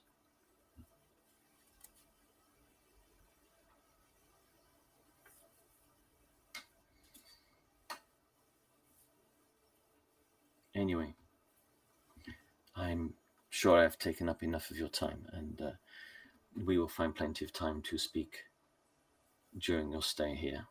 That would be wonderful.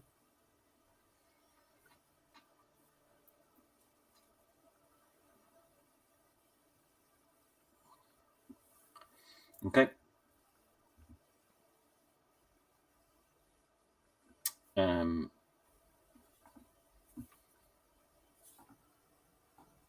Any more for any more?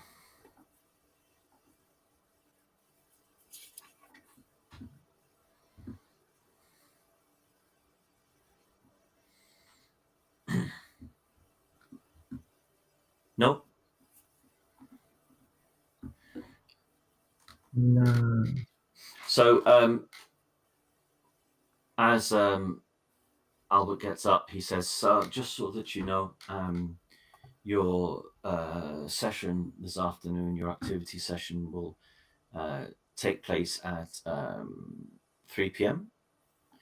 And so you'll be able to allow your lunch to go down before the next activity. And then you have a bit more free time before supper. And then we all gather together for Starlight and Destiny straight after supper. So there is no need for you to rush. You went for your foe among the pages, I believe. Is that correct? Sounds about right. Okay. So that particular activity will take place, just so that you know, in the library. So you'll need to be in the library for 3 o'clock. Okay. Well, we've got about an hour then. Indeed.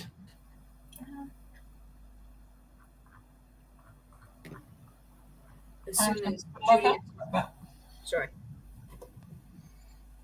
Yeah. Julian? I was just going to say, as soon as Julian has finished slurping his soup, still with a little on his chops, as it were, potentially, he slopes off to the library early to see if he can have a flick through some of those books, see if anything just pops out as he's flicking, as it were. Okay.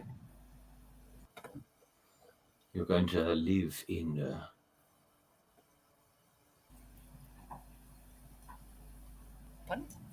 You're going to live in the library for the rest of the day, basically. Basically. Okay. Do you want me to do a learning roll for anything that pops out, or no? You already get like a 5 in the library, Lexi. I think you've learned Yeah. everything there is to learn. So I've probably discovered all of the bits that I'm going to. So there's no. And Things. and if there is something specific you want to look for, then tell me. Otherwise, you're just looking at books because you don't know what it is you're looking for yet. So, unless you choose to actually look for something, then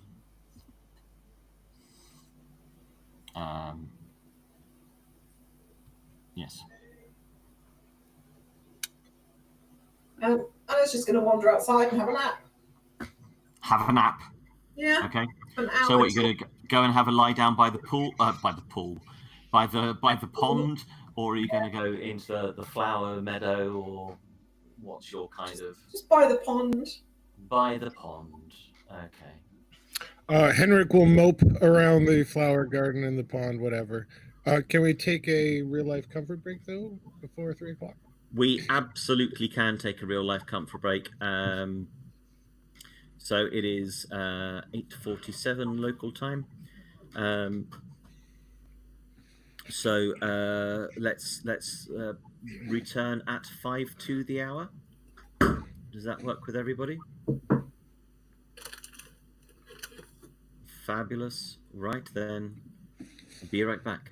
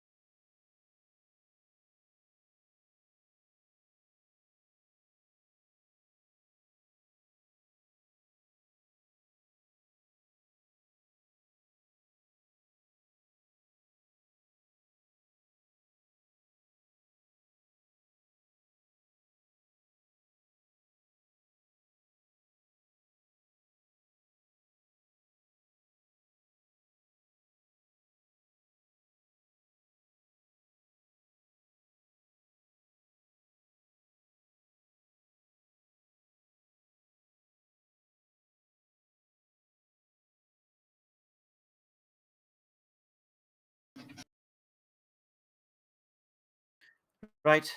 Thank you for bearing with us, people online.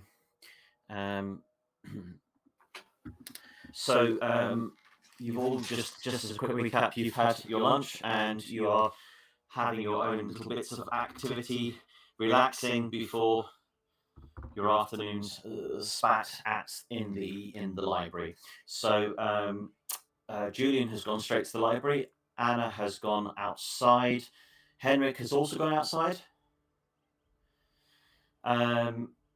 What about Taika and Maud? What are you two up to? Maud is probably also in the library, but writing rather than reading. Oh, I say. Well, it's her occupation. Indeed. Taika, She's what got are you up money to earn and editors to please. True that. And Taika, were you going to go and have a lie down, did you say? Oh, no, it was Anna going to have a lie down outside, wasn't she? Taika's obviously not quite back at their computer. She is. She can hear you. Oh, okay. Just not answering. Okay.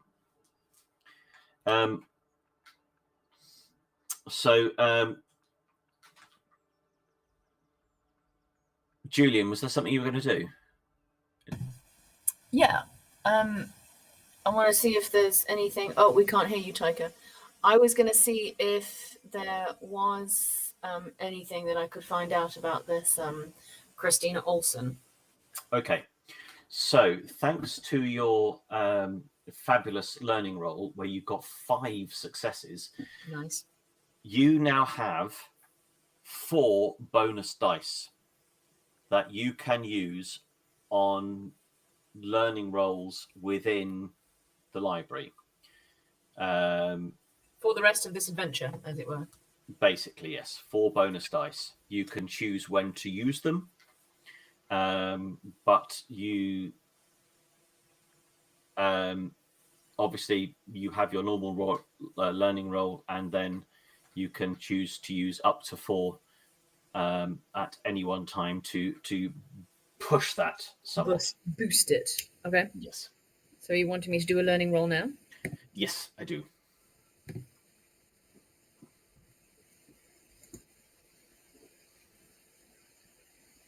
Okay, are you happy just with the 1, or do you want to try and boost it? I'll try and boost it. So I just choose how many of those you want to use, because you only get to use 4 dice. I only use them. Okay, hold on. So you can use 1, 2, 3, or all 4. Okay. And once they're used, they are used.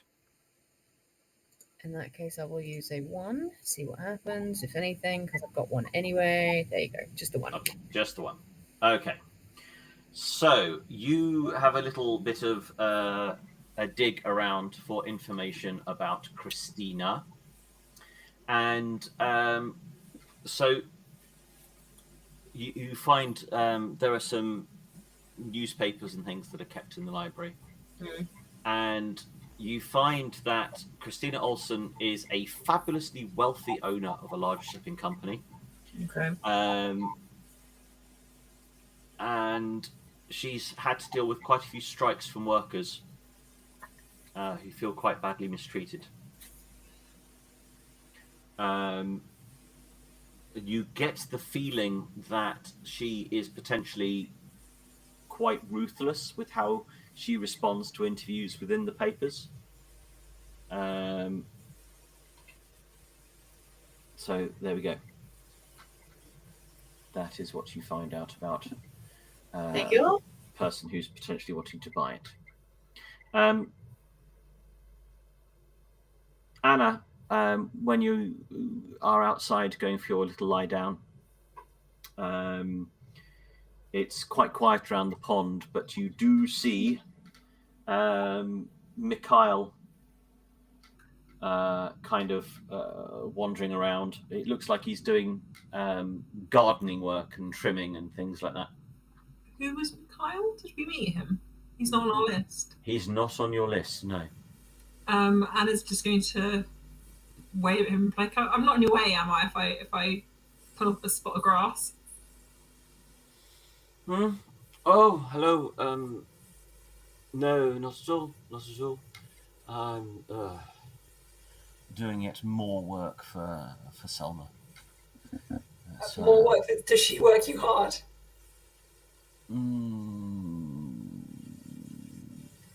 am I a bad employee if I say yes? Oh, nah. I won't tell. Yes, she is quite exacting. But it's a nice place to work. It is a beautiful environment, so, I suppose rough with the smooth. I see you're doing a spot of gardening. Are these sort of gestures to the flowers? These your work? Yes. Oh, beautiful. I mean, to be fair, there's Olivia and Albert have always had an interest in the garden, but yes, I have primarily been taken on as the gardener. And There is much to see in nature, it's, like that beautiful cloud up there. it's a beautiful cloud. Do you think it looks like a ferocious beast? I think I can almost see like claws and. Anna, who thought she'd found like a fellow person, is like, another person who's like watching imagery. She's like, yes, yes, it looks like other things. Does Selma and Albert, do they run this place then? Well, they are part of the board, yes. I see. But obviously Albert founded the Drumhouse along with Selma, but with Olivia and Eba, and I suppose by defact Ivan. They kind of all run it together. I am just an employee. I am just the gardener.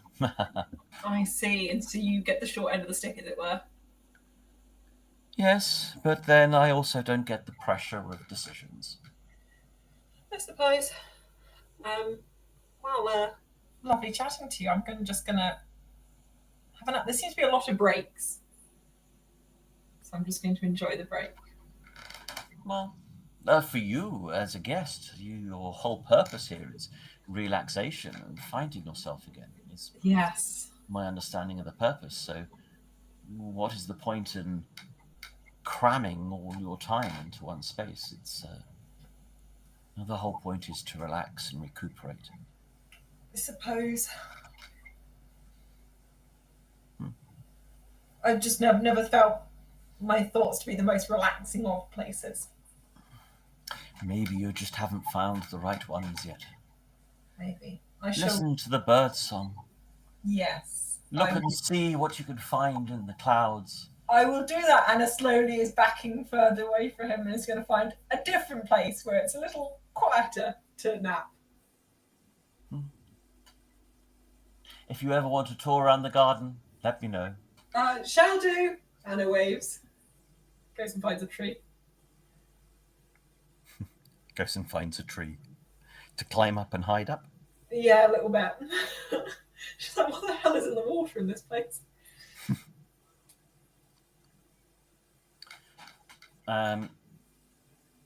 Henrik, what are you? Are you just ambling or? Yeah, I was just hanging out back in the flower area. Mm-hmm. Well, you will have noticed Mikhail and Anna chatting, so yeah.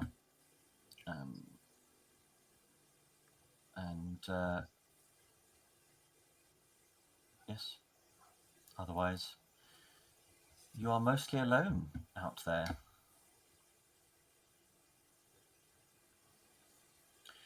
Give me a vigilance roll, please, Henrik. Okay. So,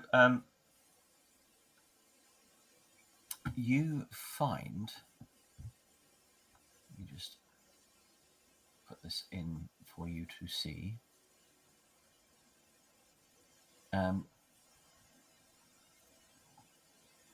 You find a little rock. You kind of amongst all the tidiness and the well kept, there is this loose, which looks like it was once a paving stone, but it's kind of loose and just in the corner of the in one of the flower beds, and you find this rock that has following written on it.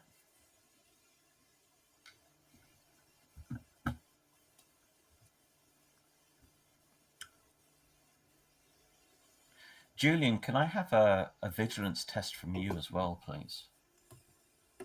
In the library? In the library, with a candlestick. Okay. So. Show me my vigilance, please. Show you your vigilance? Yes. Right. So you find when you put the newspaper, the bunch of newspapers back, you notice there's a little statue tucked in the corner of that particular bookshelf. And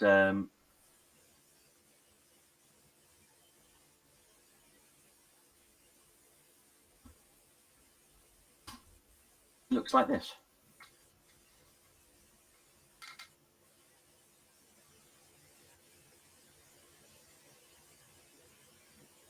Can I pick it up and have a better look at this? Give me a fear test. Fear? I say. You can have a fear +1 because Maud is in there with you.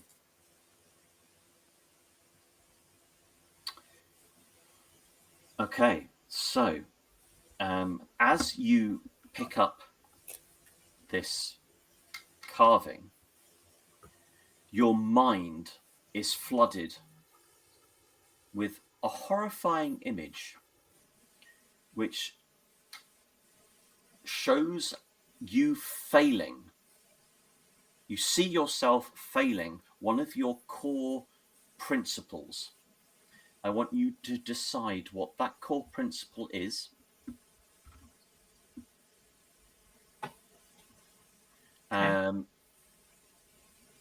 And tell it.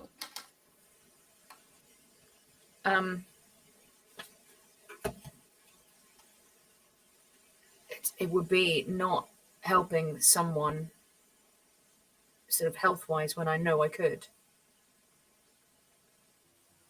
Okay, so how would that look? If it's seeing something in your head, what is it you see? It's someone calling for me, but I have something that I know really is less important than this person's life, than this person's health, and I'm still walking away. And as that image appears in your head,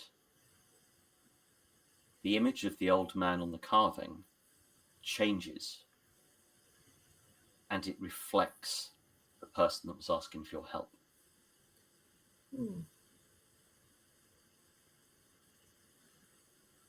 I sort of take a tiny staggered step back. You keep holding it, or you put it down? I'm going to put it down fairly quickly and sort of like take a sort of snap back, as it were. Can I have a vigilance roll from you, please, Maud? She is well into her writing. I'm absorbed, I'm afraid. Mm-hmm. So it would seem. Oh. Okay.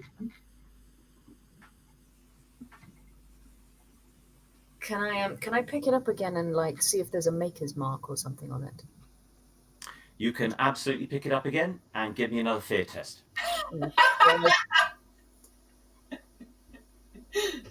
Okay. And Julian drops. Julian passes out. Oh, he does drop. Do I drop the thing? Does it shatter or anything? No, it's a carving. It's made of wood. Right. Sorry. So This you would become aware of, Maud. There is Yes. a clatter, and Julian hits the floor. Oh no! Oh no, Maud. Maud leaps up and goes over to him to which side up is he? Does he need turning over? Whatever. She's going to look at him and check that he's still breathing, and then try and see what's wrong. He's still breathing, but he's unconscious. Julian, she's then going to go back to her own bag, her capacious bag, which, as well as all the journals and pens, also has her whole herbal medicine kit.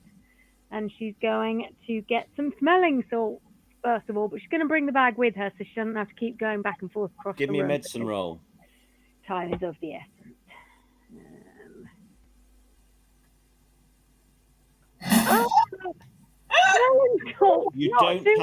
You don't have any smelling salts in your bag. Don't you use the bag itself? Slap him, Maud! Yeah, this is a slapping situation for sure. The bag, as someone was saying. Maud doesn't believe in slapping the unconscious. Totally a slapping scenario. So, rummaging through the bag, she might just find an old feather or something at the bottom, and look around for a library candle so she can set fire to the feather and wave it under Julian's face. I did not know where that sentence was going. I was wondering myself. That is an old school thing. They used to wake people up, or if somebody was dizzy, you'd start burning a feather and just wave it under their nose. And if you're not sure First I thought she was going to tickle Julian, then I thought she was going to set him on fire. And it was like, Maud doesn't believe in slapping unconscious people, but you know. So at the bottom of your bag, you find a black raven's feather. oh no. Not this magic one. Taking a look at it, not sure if burning it will be bad, but looks at unconscious Julian, considers slapping him, but it's still against her principles. So looks for a candle and with some trepidation sets fire to the raven feather and waves it under Julian's nose. Julian, can you give me a vigilance roll, please? To see how unconscious I am. You wake up. Okay. Oh, thank goodness.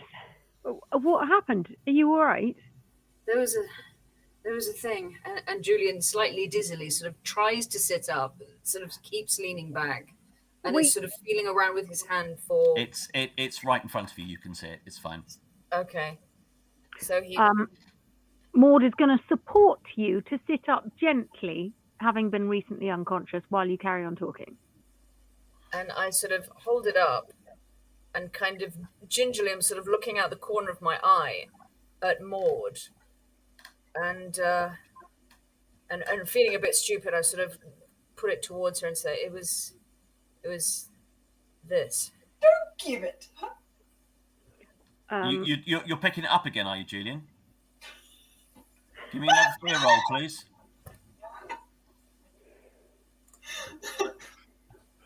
Now you're totally allowed to slap Julian. Julian. So Maud, you see Julian reach out, pick the thing up, and he slumps again. Oh my god! Luckily, my feather's still on fire. So... Give me another vigilance roll, please, Julian. Oh no. Okay. Julian sits bolt upright, incredibly alert all of a sudden. Can we not do that again? Just, there's only so much of this feather left. Could you you have there was a candle. Pass me that candle. Okay. Maud reaches out for the candle while still keeping one hand on Julian's shoulder just to make sure he doesn't go down again.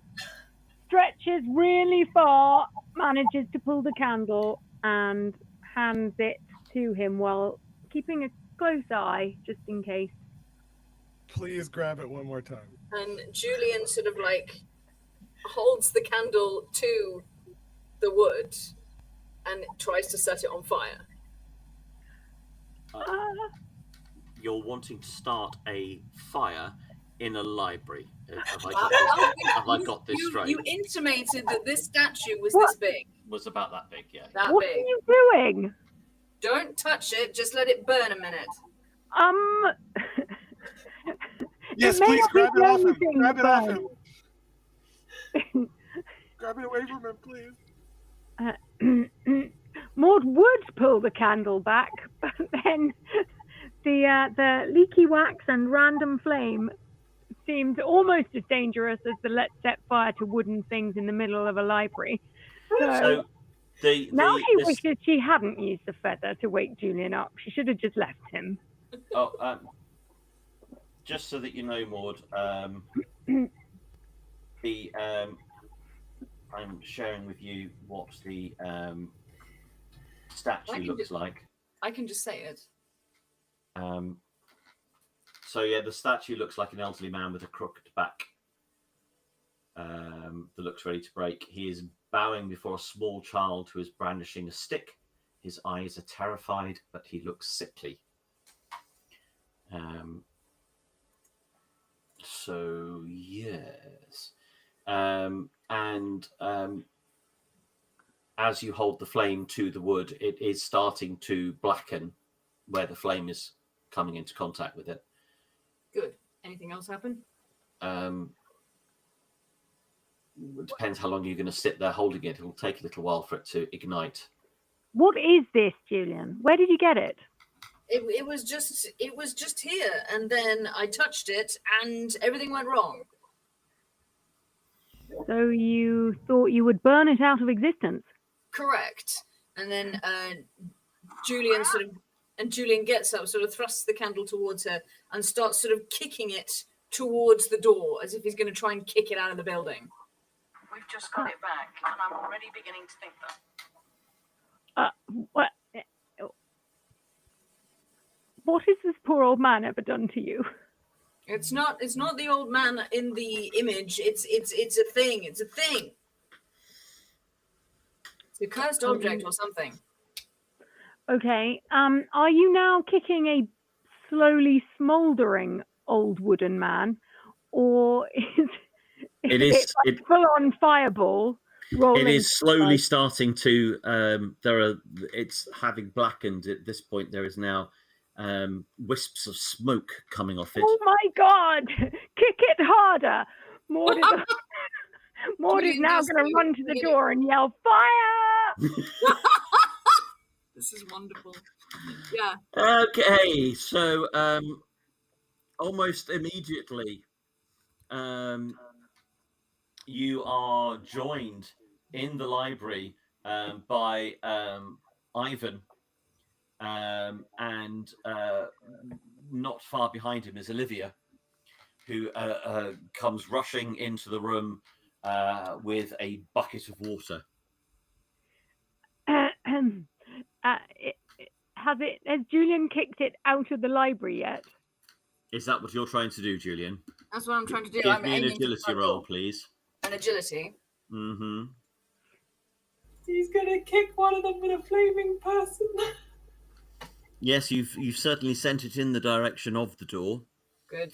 I mean, it's not on fire; it's only smouldering. Smouldering, but okay. So, I mean, you could get your jacket off, for example, and put it out. No. But Julian actually wants it to burn, though, doesn't he? Yes. I wouldn't have shouted fire if I hadn't thought it was on fire, because the building is quite old. So yeah, Ivan comes in and gasps, and then Olivia follows very shortly and sees it, reaches down, grabs it, and drops it in the bucket of water. Does anything happen to her? No. Maud is going to look at Julian. Julian stares at Olivia with a little bit of suspicion. She sort of blinks a couple of times and looks up and says, "What did you do?" What did I do? What is that thing? She looks at the water in the bucket and she goes, "It's not yours?" No. Oh. I've no idea. I've never seen it before.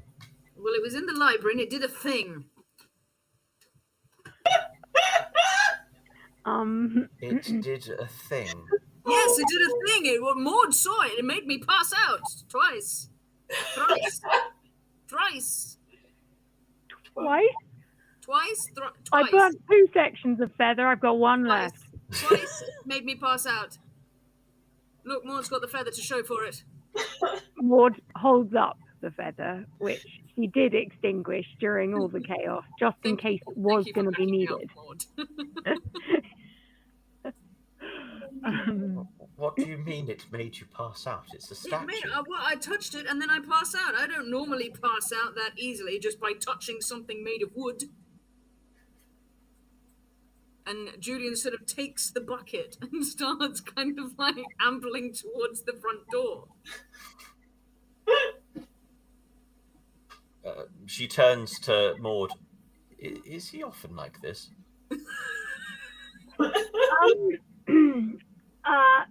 Not as often as you fear, more often than we'd like.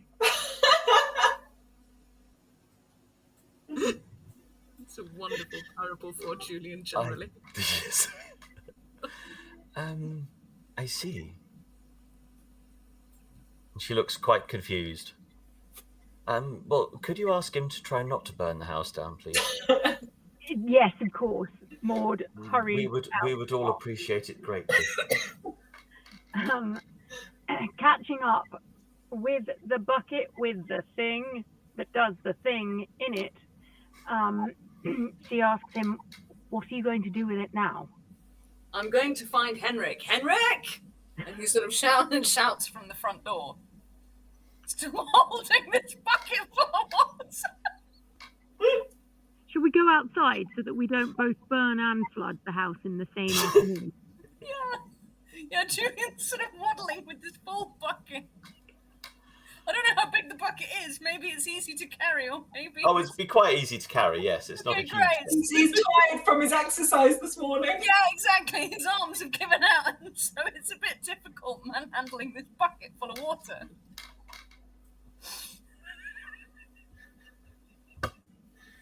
Henrik!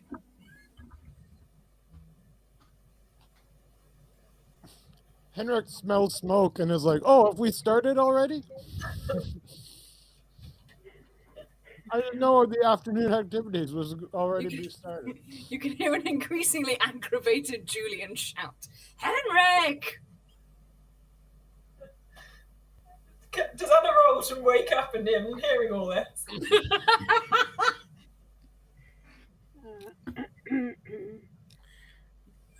Yeah, I'll go over and check it out. So there's a dirty, sooty bucket. What is this? There's a cursed object in it. Don't touch it. Do a priest thing. We'll just throw it away.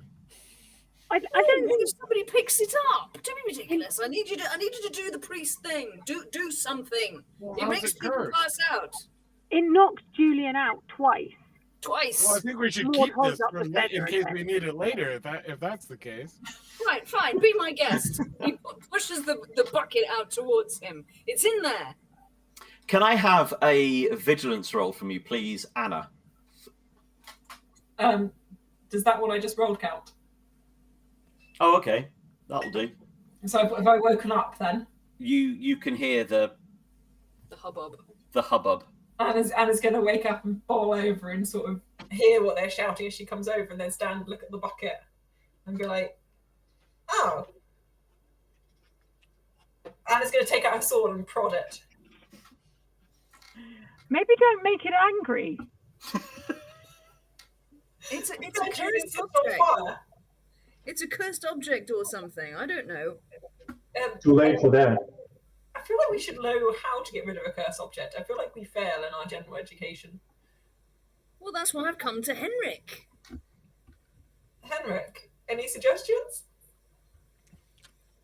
I look at the slightly scorched wooden statue in the bottom of the dirty bucket, and I give it a poke. I just poke it with my finger. Quick reminder that this thing did knock Julian out twice. So let's not make the thing angry with poking or stabbing. Okay? Yes, I'm gonna give it a gentle poke in the water. See if anything happens. No. Julian looks like this at Henrik, waiting for something to happen. Maybe you have to pick it up to really feel the effect. Not that I'm saying you should. I've only got one more stump of feather left. Anna's going to try and spear it on the end of her thing so she can bring it out and dry it off a little bit. Okay. That's so.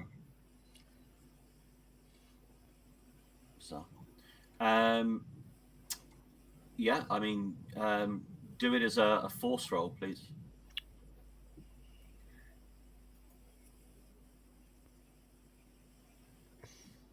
Okay, you're able to push your sword in a little bit.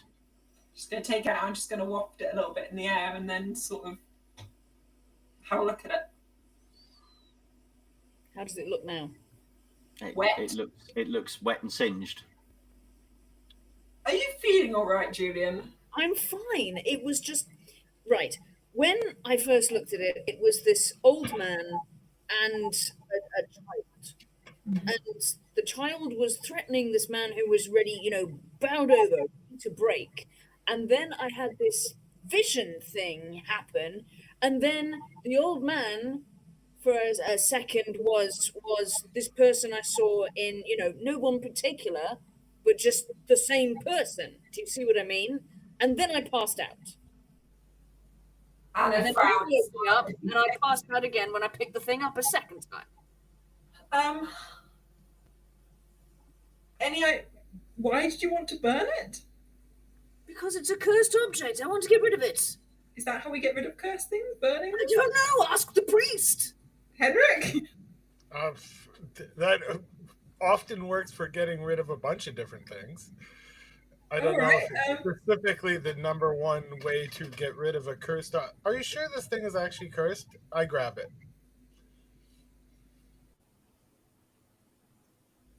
Everybody looks at Henrik. Stand by with that feather. I pluck it off the sword. Maud becomes aware that she did not bring a candle with her, but never mind. She keeps watching. Does anything happen to Henrik? No. No. Julian looks absolutely furious. Maybe broke the magic by setting it a little bit on fire. And drowning it. Yeah, it's wet. Drowning it, yes. I will look for it to see if there's anything written on it on the bottom, any symbols, anything like that. No. Maybe this thing is meant for Julian alone. Well, Anna's going to try and pop it back on the sword and offer it to Julian and be like, "This is a quick way to..." No. Can you please instead? Why don't you put it on the ground and use that sword to chop it in half, please? Okay. Where did you get this? It's a sword, not an axe. Yeah. I I think you do risk damaging your blade trying to hack through some solid wood. Anna, at which point is going to pull out her knife and be like, "I could use this instead." Cut it like bread. I mean, as long as you think you'll be safe doing that, but... I shall refer you to the image that's on the screen where you have a house with trees around it and suggest that you may find something else if you want to chop up a piece of wood, potentially. I mean, it's up to you. You can try and hack through it with your knife. Gardener with an axe? Probably somewhere around there. Wait. Whose is this? Where did you find this? It was just in the library. Anna's going to stab it with a knife. Belong to somebody? Olivia said she'd never seen it before. She assumed it was mine. Okay, touch it one more time. Let's see if it happens again. Henrik! I'm not going to touch it. I've This passed time out twice. we'll have to dump a bucket of sooty water over anyone unconscious because I don't have any more candles. I don't want to be covered in soot or water. It's only just spring. The front door opens and Ivan sticks his head out and he says, "Are you coming to join us for the activity this afternoon?" Yes. Do you have an axe we could quickly borrow first? Also, do you whittle at all? Do I whittle? Yes. With wood. Oh, no. No, I do not. Do you know anyone in the house that does? Or an axe? Not off the top of my head. I would axe Mikhail. He is the gardener. He deals with yeah, I know most things. But yes, he will have an axe. I'm sure. All right, Anna's gonna. Are you not coming in? We'll be there in one just a moment. second. Anna spears it on the end of a knife and is going to go find Mikhail. Mikhail! Well, wait. This belongs to somebody, doesn't it? Mikhail! Well, somebody evil if it does. Well, it didn't do anything when I picked it up. Oh, so it's not evil at all just because it does things to me. Well, I think we should figure it out before we begin destroying foreign objects. You find Mikhail. Yeah. Hello, could I borrow an axe? Yeah, there is an axe in the tool shed. Yes. Fabulous. What for? I and would it's like gonna you going hold down up- chopping down trees. Anna's going to hold up the little sitted wet thing on the end of a knife. Art project. Wait, these people understand about cursed things and stuff. I think we could just be honest, couldn't we?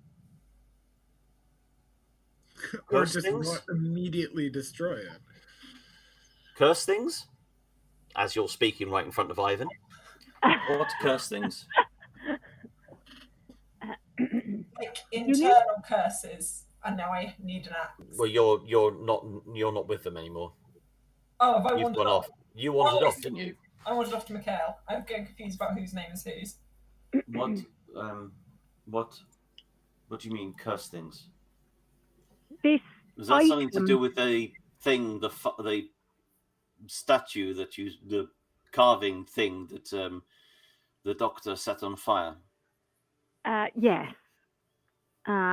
Experience has taught us to be wary and act as quickly as possible, and that is what the doctor was trying to do.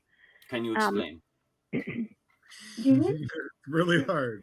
would you like to? Am I there? Yes.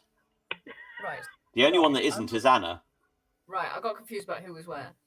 Well, Unless yes, you've I sort walked of off picked with this Anna. thing up and it made me pass out and gave me a vision.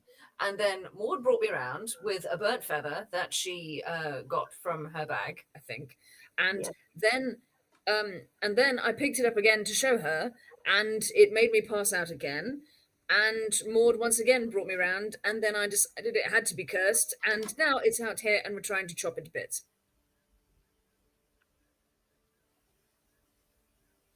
What?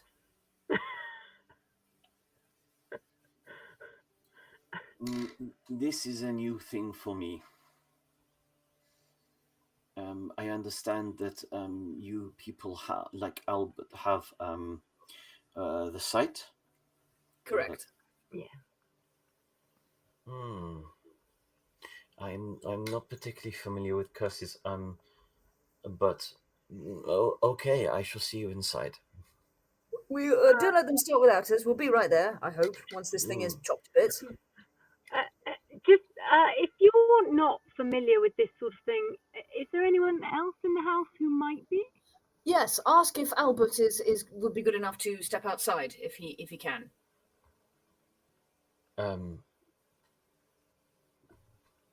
I think he's having a sleep. Fair enough.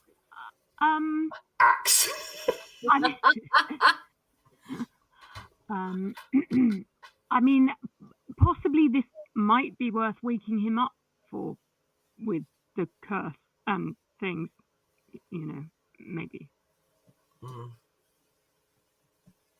If you want to wake him up, feel free. No. Let's just chop the thing to bits and we ask forgiveness after.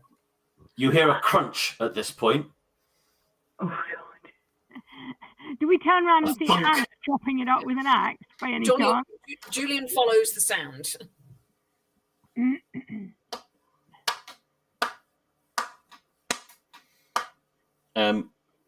You follow the sound. Well, it's coming from kind of almost behind the house. So if you kind of dash off, then yes, you will get there in time to see that Anna has indeed lopped it in half. Wonderful. Go on. Anna's gonna be like, "Do you want to touch it now, Julian?" Or not particularly. Why don't you touch it? I don't want to. I don't think that's a very good indicator anyway, since you're the only one who's reacted to it so far. What do you mean? It's only been me and Henrik who have touched it. For all I know, a man of good is safe from it or something. I don't know. Maybe let's just... Anna's going to, gesture the flowers. Maybe let's just bury it here and go do our poetry reading or whatever it is, and we can come back to it later. Wonderful idea. Yes, let's stash the curse thing and hope that it's still there when we've finished writing. Wonderful. Anna's going to dig a little hole with her axe, swoosh the thing in with the axe, and then smoosh it down. And be like, there you go. Amen. Right. Maud is going to look at the earth mournfully and muse to herself that this is not our best work. I know the rest of the library is still intact.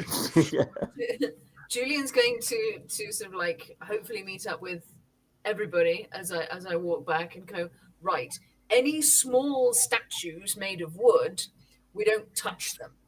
Okay. But we observe and note them. Okay. Wonderful. Can do that. Yes. Probably. And also check if they actually belong to anyone. Some of them might be here, properly. Perfectly innocently, yes. But I want to know who whittles. I want to know who made that. Okay. Anna's realising she still has the axe. Is just going to pop that in a flower bed as well and be like, right, okay. Yes, poetry. Okay. And I think in some, still strange bewilderment, we go back to the library. Okay. Are there any more wooden figurines in the library? Because I'm going to touch them. Give me a vigilance roll. No, you don't have to. Don't worry. There aren't.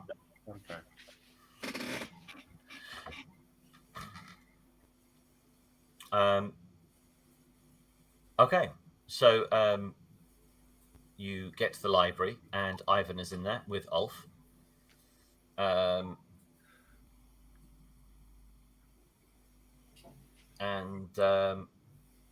He says, okay, so the purpose of this exercise, your foe among the pages.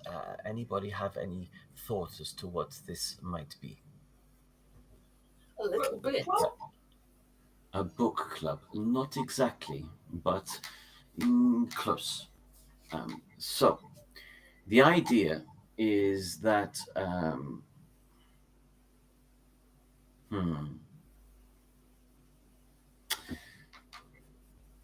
often with books, what disturbs us most are often the ones who show us who we truly are. Today, I would like each of you to find a book within the library that directly opposes what you hold to be true. The aim is not necessarily to listen to the book, but to wrestle with it. What does this conflicting view awaken in you? Is it anger, curiosity, doubt, amusement? And once you have found your book, we'll discuss. Anna rubs her head. I think this class may be too scholarly for me. So, what I want you all to do is to invent, or if indeed you know one, a real book that would actually conflict with your character. I want you to make up a book title which could potentially have a theme that would challenge your character's worldview. What do you mean by that, Andrew? Just that. Am I allowed to people? Right. If you wish, Julian, absolutely. So it's literally that. It's you want to take what this exercise is about is challenging your character's belief. Anna's going to pull down a book then on meditation and like resisting violent urges. Okay. So, what I want you all to think about is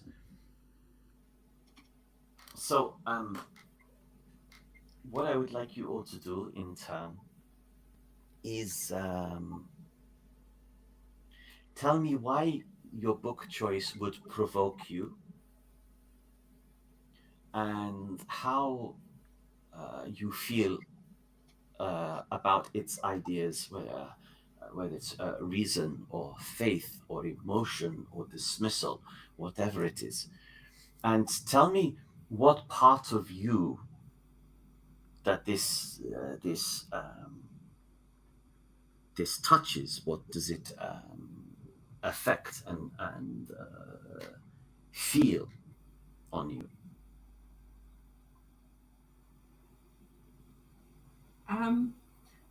Anna's going to offer hers up. So mine is fixing yourself through breathing, and a little bit passive for my taste. Okay, so why?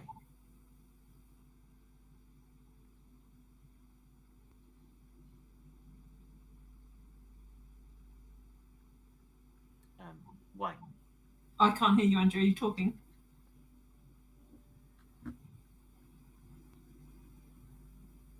How bizarre! I think it's your mic got up. Can you hear me now? Yeah, it's really weird. Why is the question? Why does breathing help you? No. So tell me why it is. Why this provokes you? What is? Because I don't think sitting still and breathing fixes anything. I think you need to go and fix it. Do you think that you would have the patience to read through this book? No. No? What part of you potentially worries that this book may be right? No part. So what would you say to its author if they were here? Extraterrestrials. What was that? I'm sorry. What was that? I'm not sure some sort of Darth Vader voice came from the head. Yeah. Miss Kilpella. Miss Kilpella. What was that?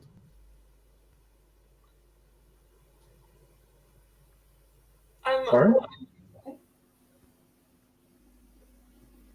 Taika? What was that you said, Miss Marty, what Kilpella? did you say? You mumbled something, but we want to know what you actually said. Nothing.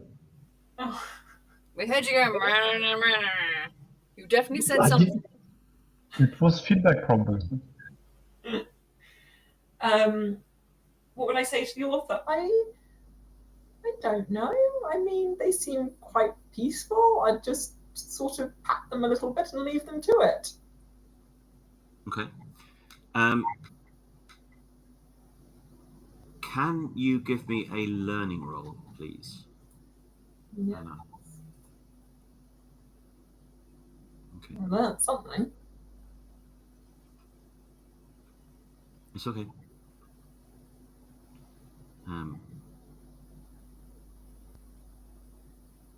So,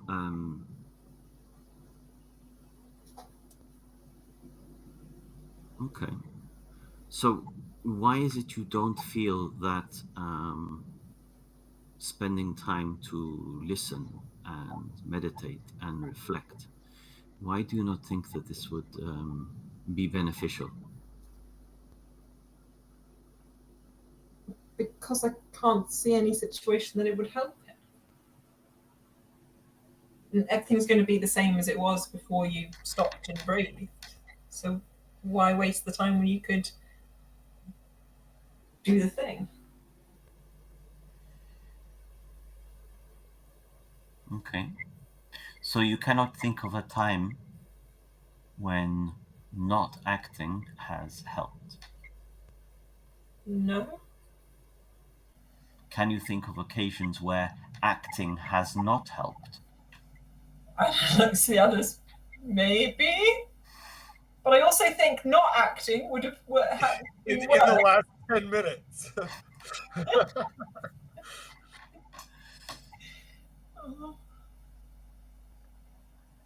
But at least, So, at least, so continue. At least a choice was made, even if it might have been the wrong one. So it is possible that in that moment, not acting may have helped? No, but acting differently might have helped.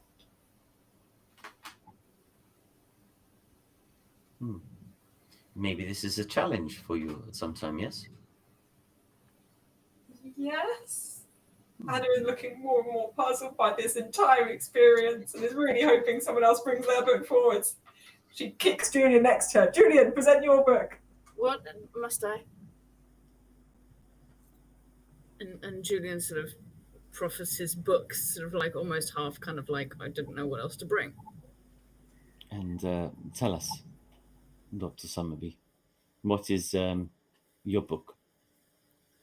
Julian sort of looks over his shoulder very briefly towards Henrik and then says in a very quiet voice, "It's the Bible." I see. So, tell me, why exactly does this book provoke you? It annoys me, really. A lot of the things that I think are described, if they happened at all, were possibly possibly Vaesen instead of something else. And I don't doubt that some of these people in here had the sight. And I just think that it makes people put faith in a thing that maybe, if it weren't so prescribed, as it were, might make them take more ownership over their own life and make different choices. I see. So,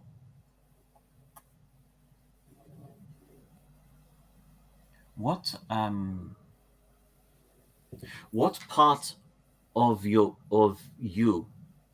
do you think this book touches? What does it interact with? Is it some sense of insecurity, pride, fear, conviction? I think my idea of the truth. I see. And It's tell me about that. Simply that I don't believe a lot of the stories that you hear in the book. I don't believe half of them happened the way they are prescribed in the book. And so it doesn't sit right with me. Okay. I see.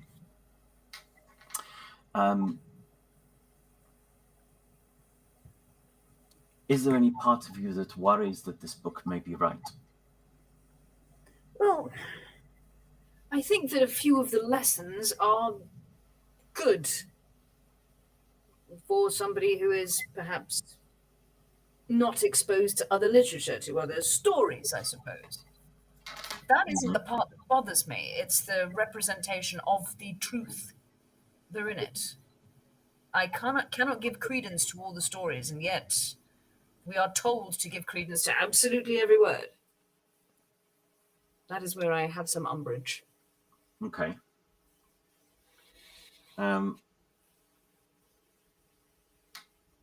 Give me a learning roll.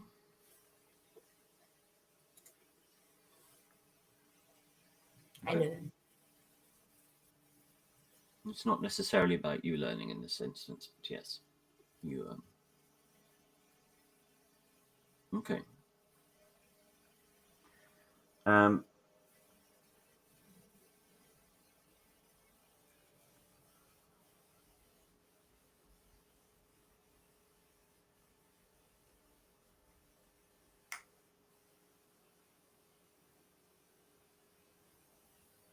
Thank you.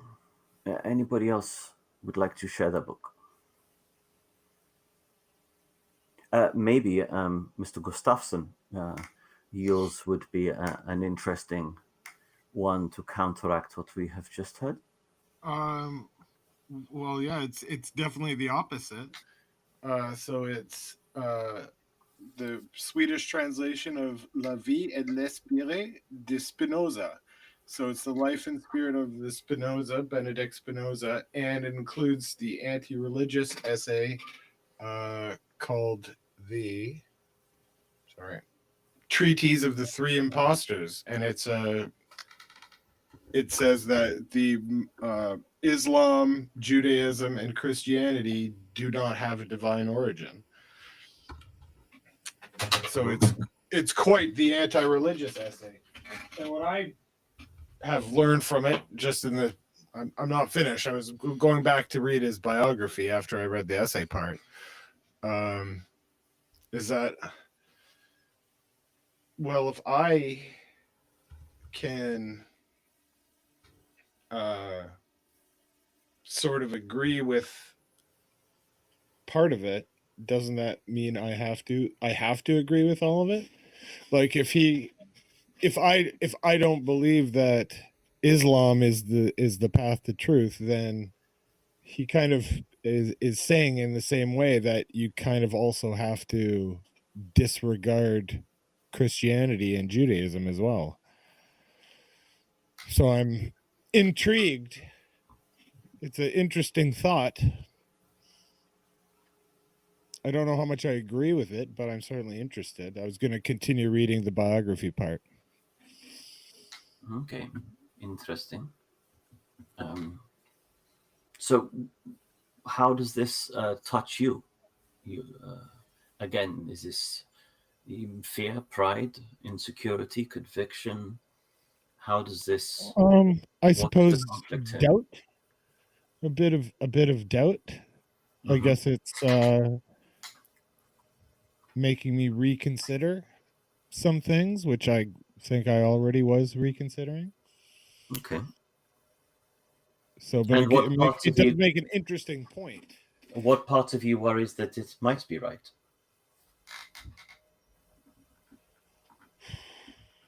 Probably the oldest part of me. The part that since I was a child, that never doubted Christianity. Mm-hmm. So it's a long, whatever the part is, it's deep inside me from long ago. Mm-hmm. I believe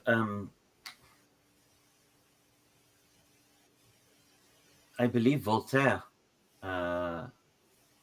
stated, if God didn't exist, it would be necessary to invent him. So, what do you think that somehow has a bearing on this? Maybe.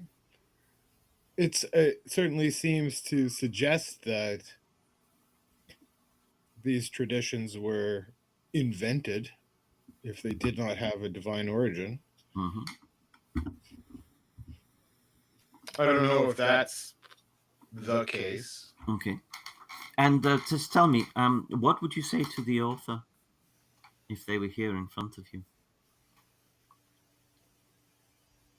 I'd ask, how did he come up with this idea? What led him to not only invent this idea and write this essay, but also even get to that point? Like, a person can have an idea, but he had an idea and then he wrote it down as an essay. So it must have meant something to him, and I'd like to know what that was. I see. So, thank you. That is, it is certainly, how will I put it?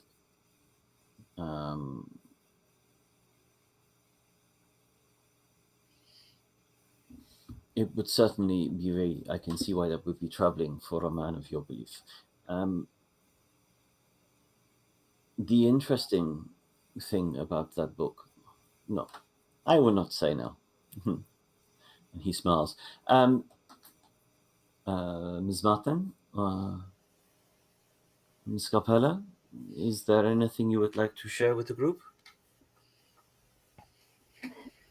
So Maud drops a book on the table called The Angel in the Kitchen, Why Women Should Stay at Home. And I'm not sure why you have this in your library, but this definitely rubs me up the wrong way. I see. Why does this book provoke you?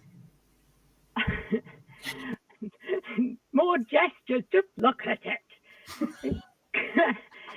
It grossly simplifies the role and capabilities of women, dismisses their potential, steals their opportunities to really live, to experience the world outside and everything it has to offer. And the world would be a lot poorer if we did, in fact, take this cretin's advice and stay in the kitchen. Look at this group of people. There'd only be half of them here, and some of them might have killed each other. Mm-hmm. Anna whistles. Woohoo! Good morning. So it's interesting. I can hear in your voice the effect. So, is this pride? Fear? What is it touching within you? Insecurity? I think I realise how lucky I am in this day and age and this society to have had the opportunities I've had, and it makes me sad and annoyed that other people have not had the same opportunities. So what part of you worries that this book may be right?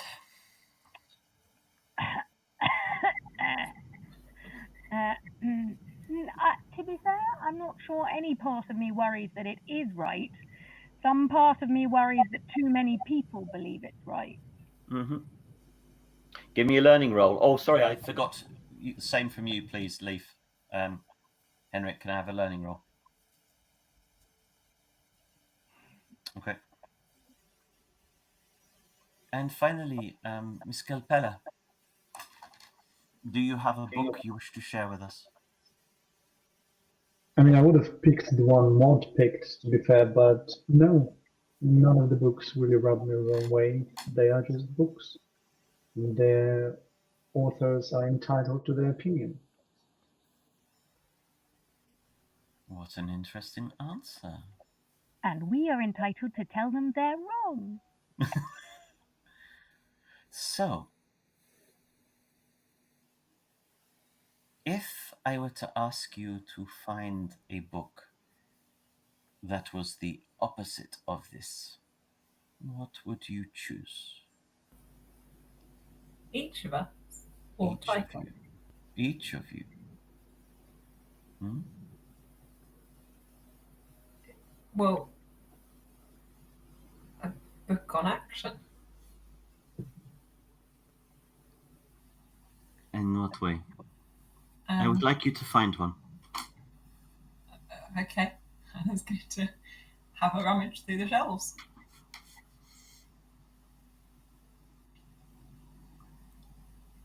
So, we are at 10 o'clock now, people, which means that we are at the end of the evening. So I would like all of you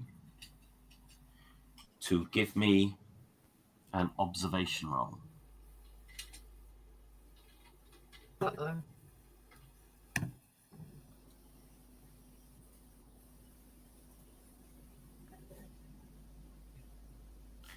Okay. Anna and Taika.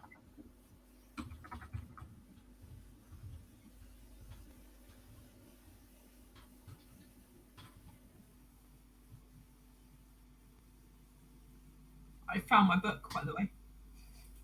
Okay.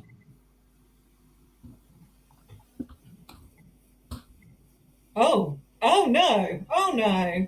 Oh, So no. as you all pick up your books that you have found,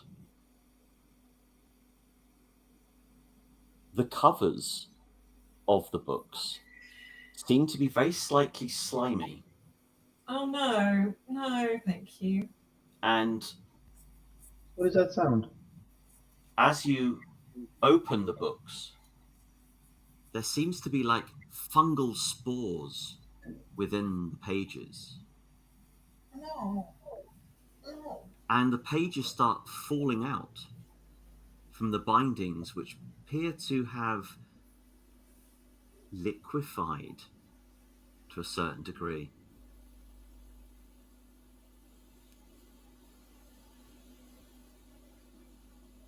And all of you hear the sound of a distant and faint laughter echoing through the house. No, I don't like this at all. And there we go. That is us done for the evening. So that's a nice ending, isn't it? Well done, Such everybody. a lovely ending. So a slightly more calmer and quieter session, a bit more laid back than we used to. But let's do our XP. So, did you participate in the session? Yes, you did. We had the annals done. Did you confront any Vaesen? No. Did you identify a previously unknown Vaesen? No. Have any of you been affected by your dark secret? Please message me if you believe this is the case. Did you take any risks to protect other people? No. Have you learned anything? If so, what? We've learned about different flowers. Yeah. You've learned a little bit about flowers, but I don't really think that's necessarily relevant. And Julian is allergic to wood.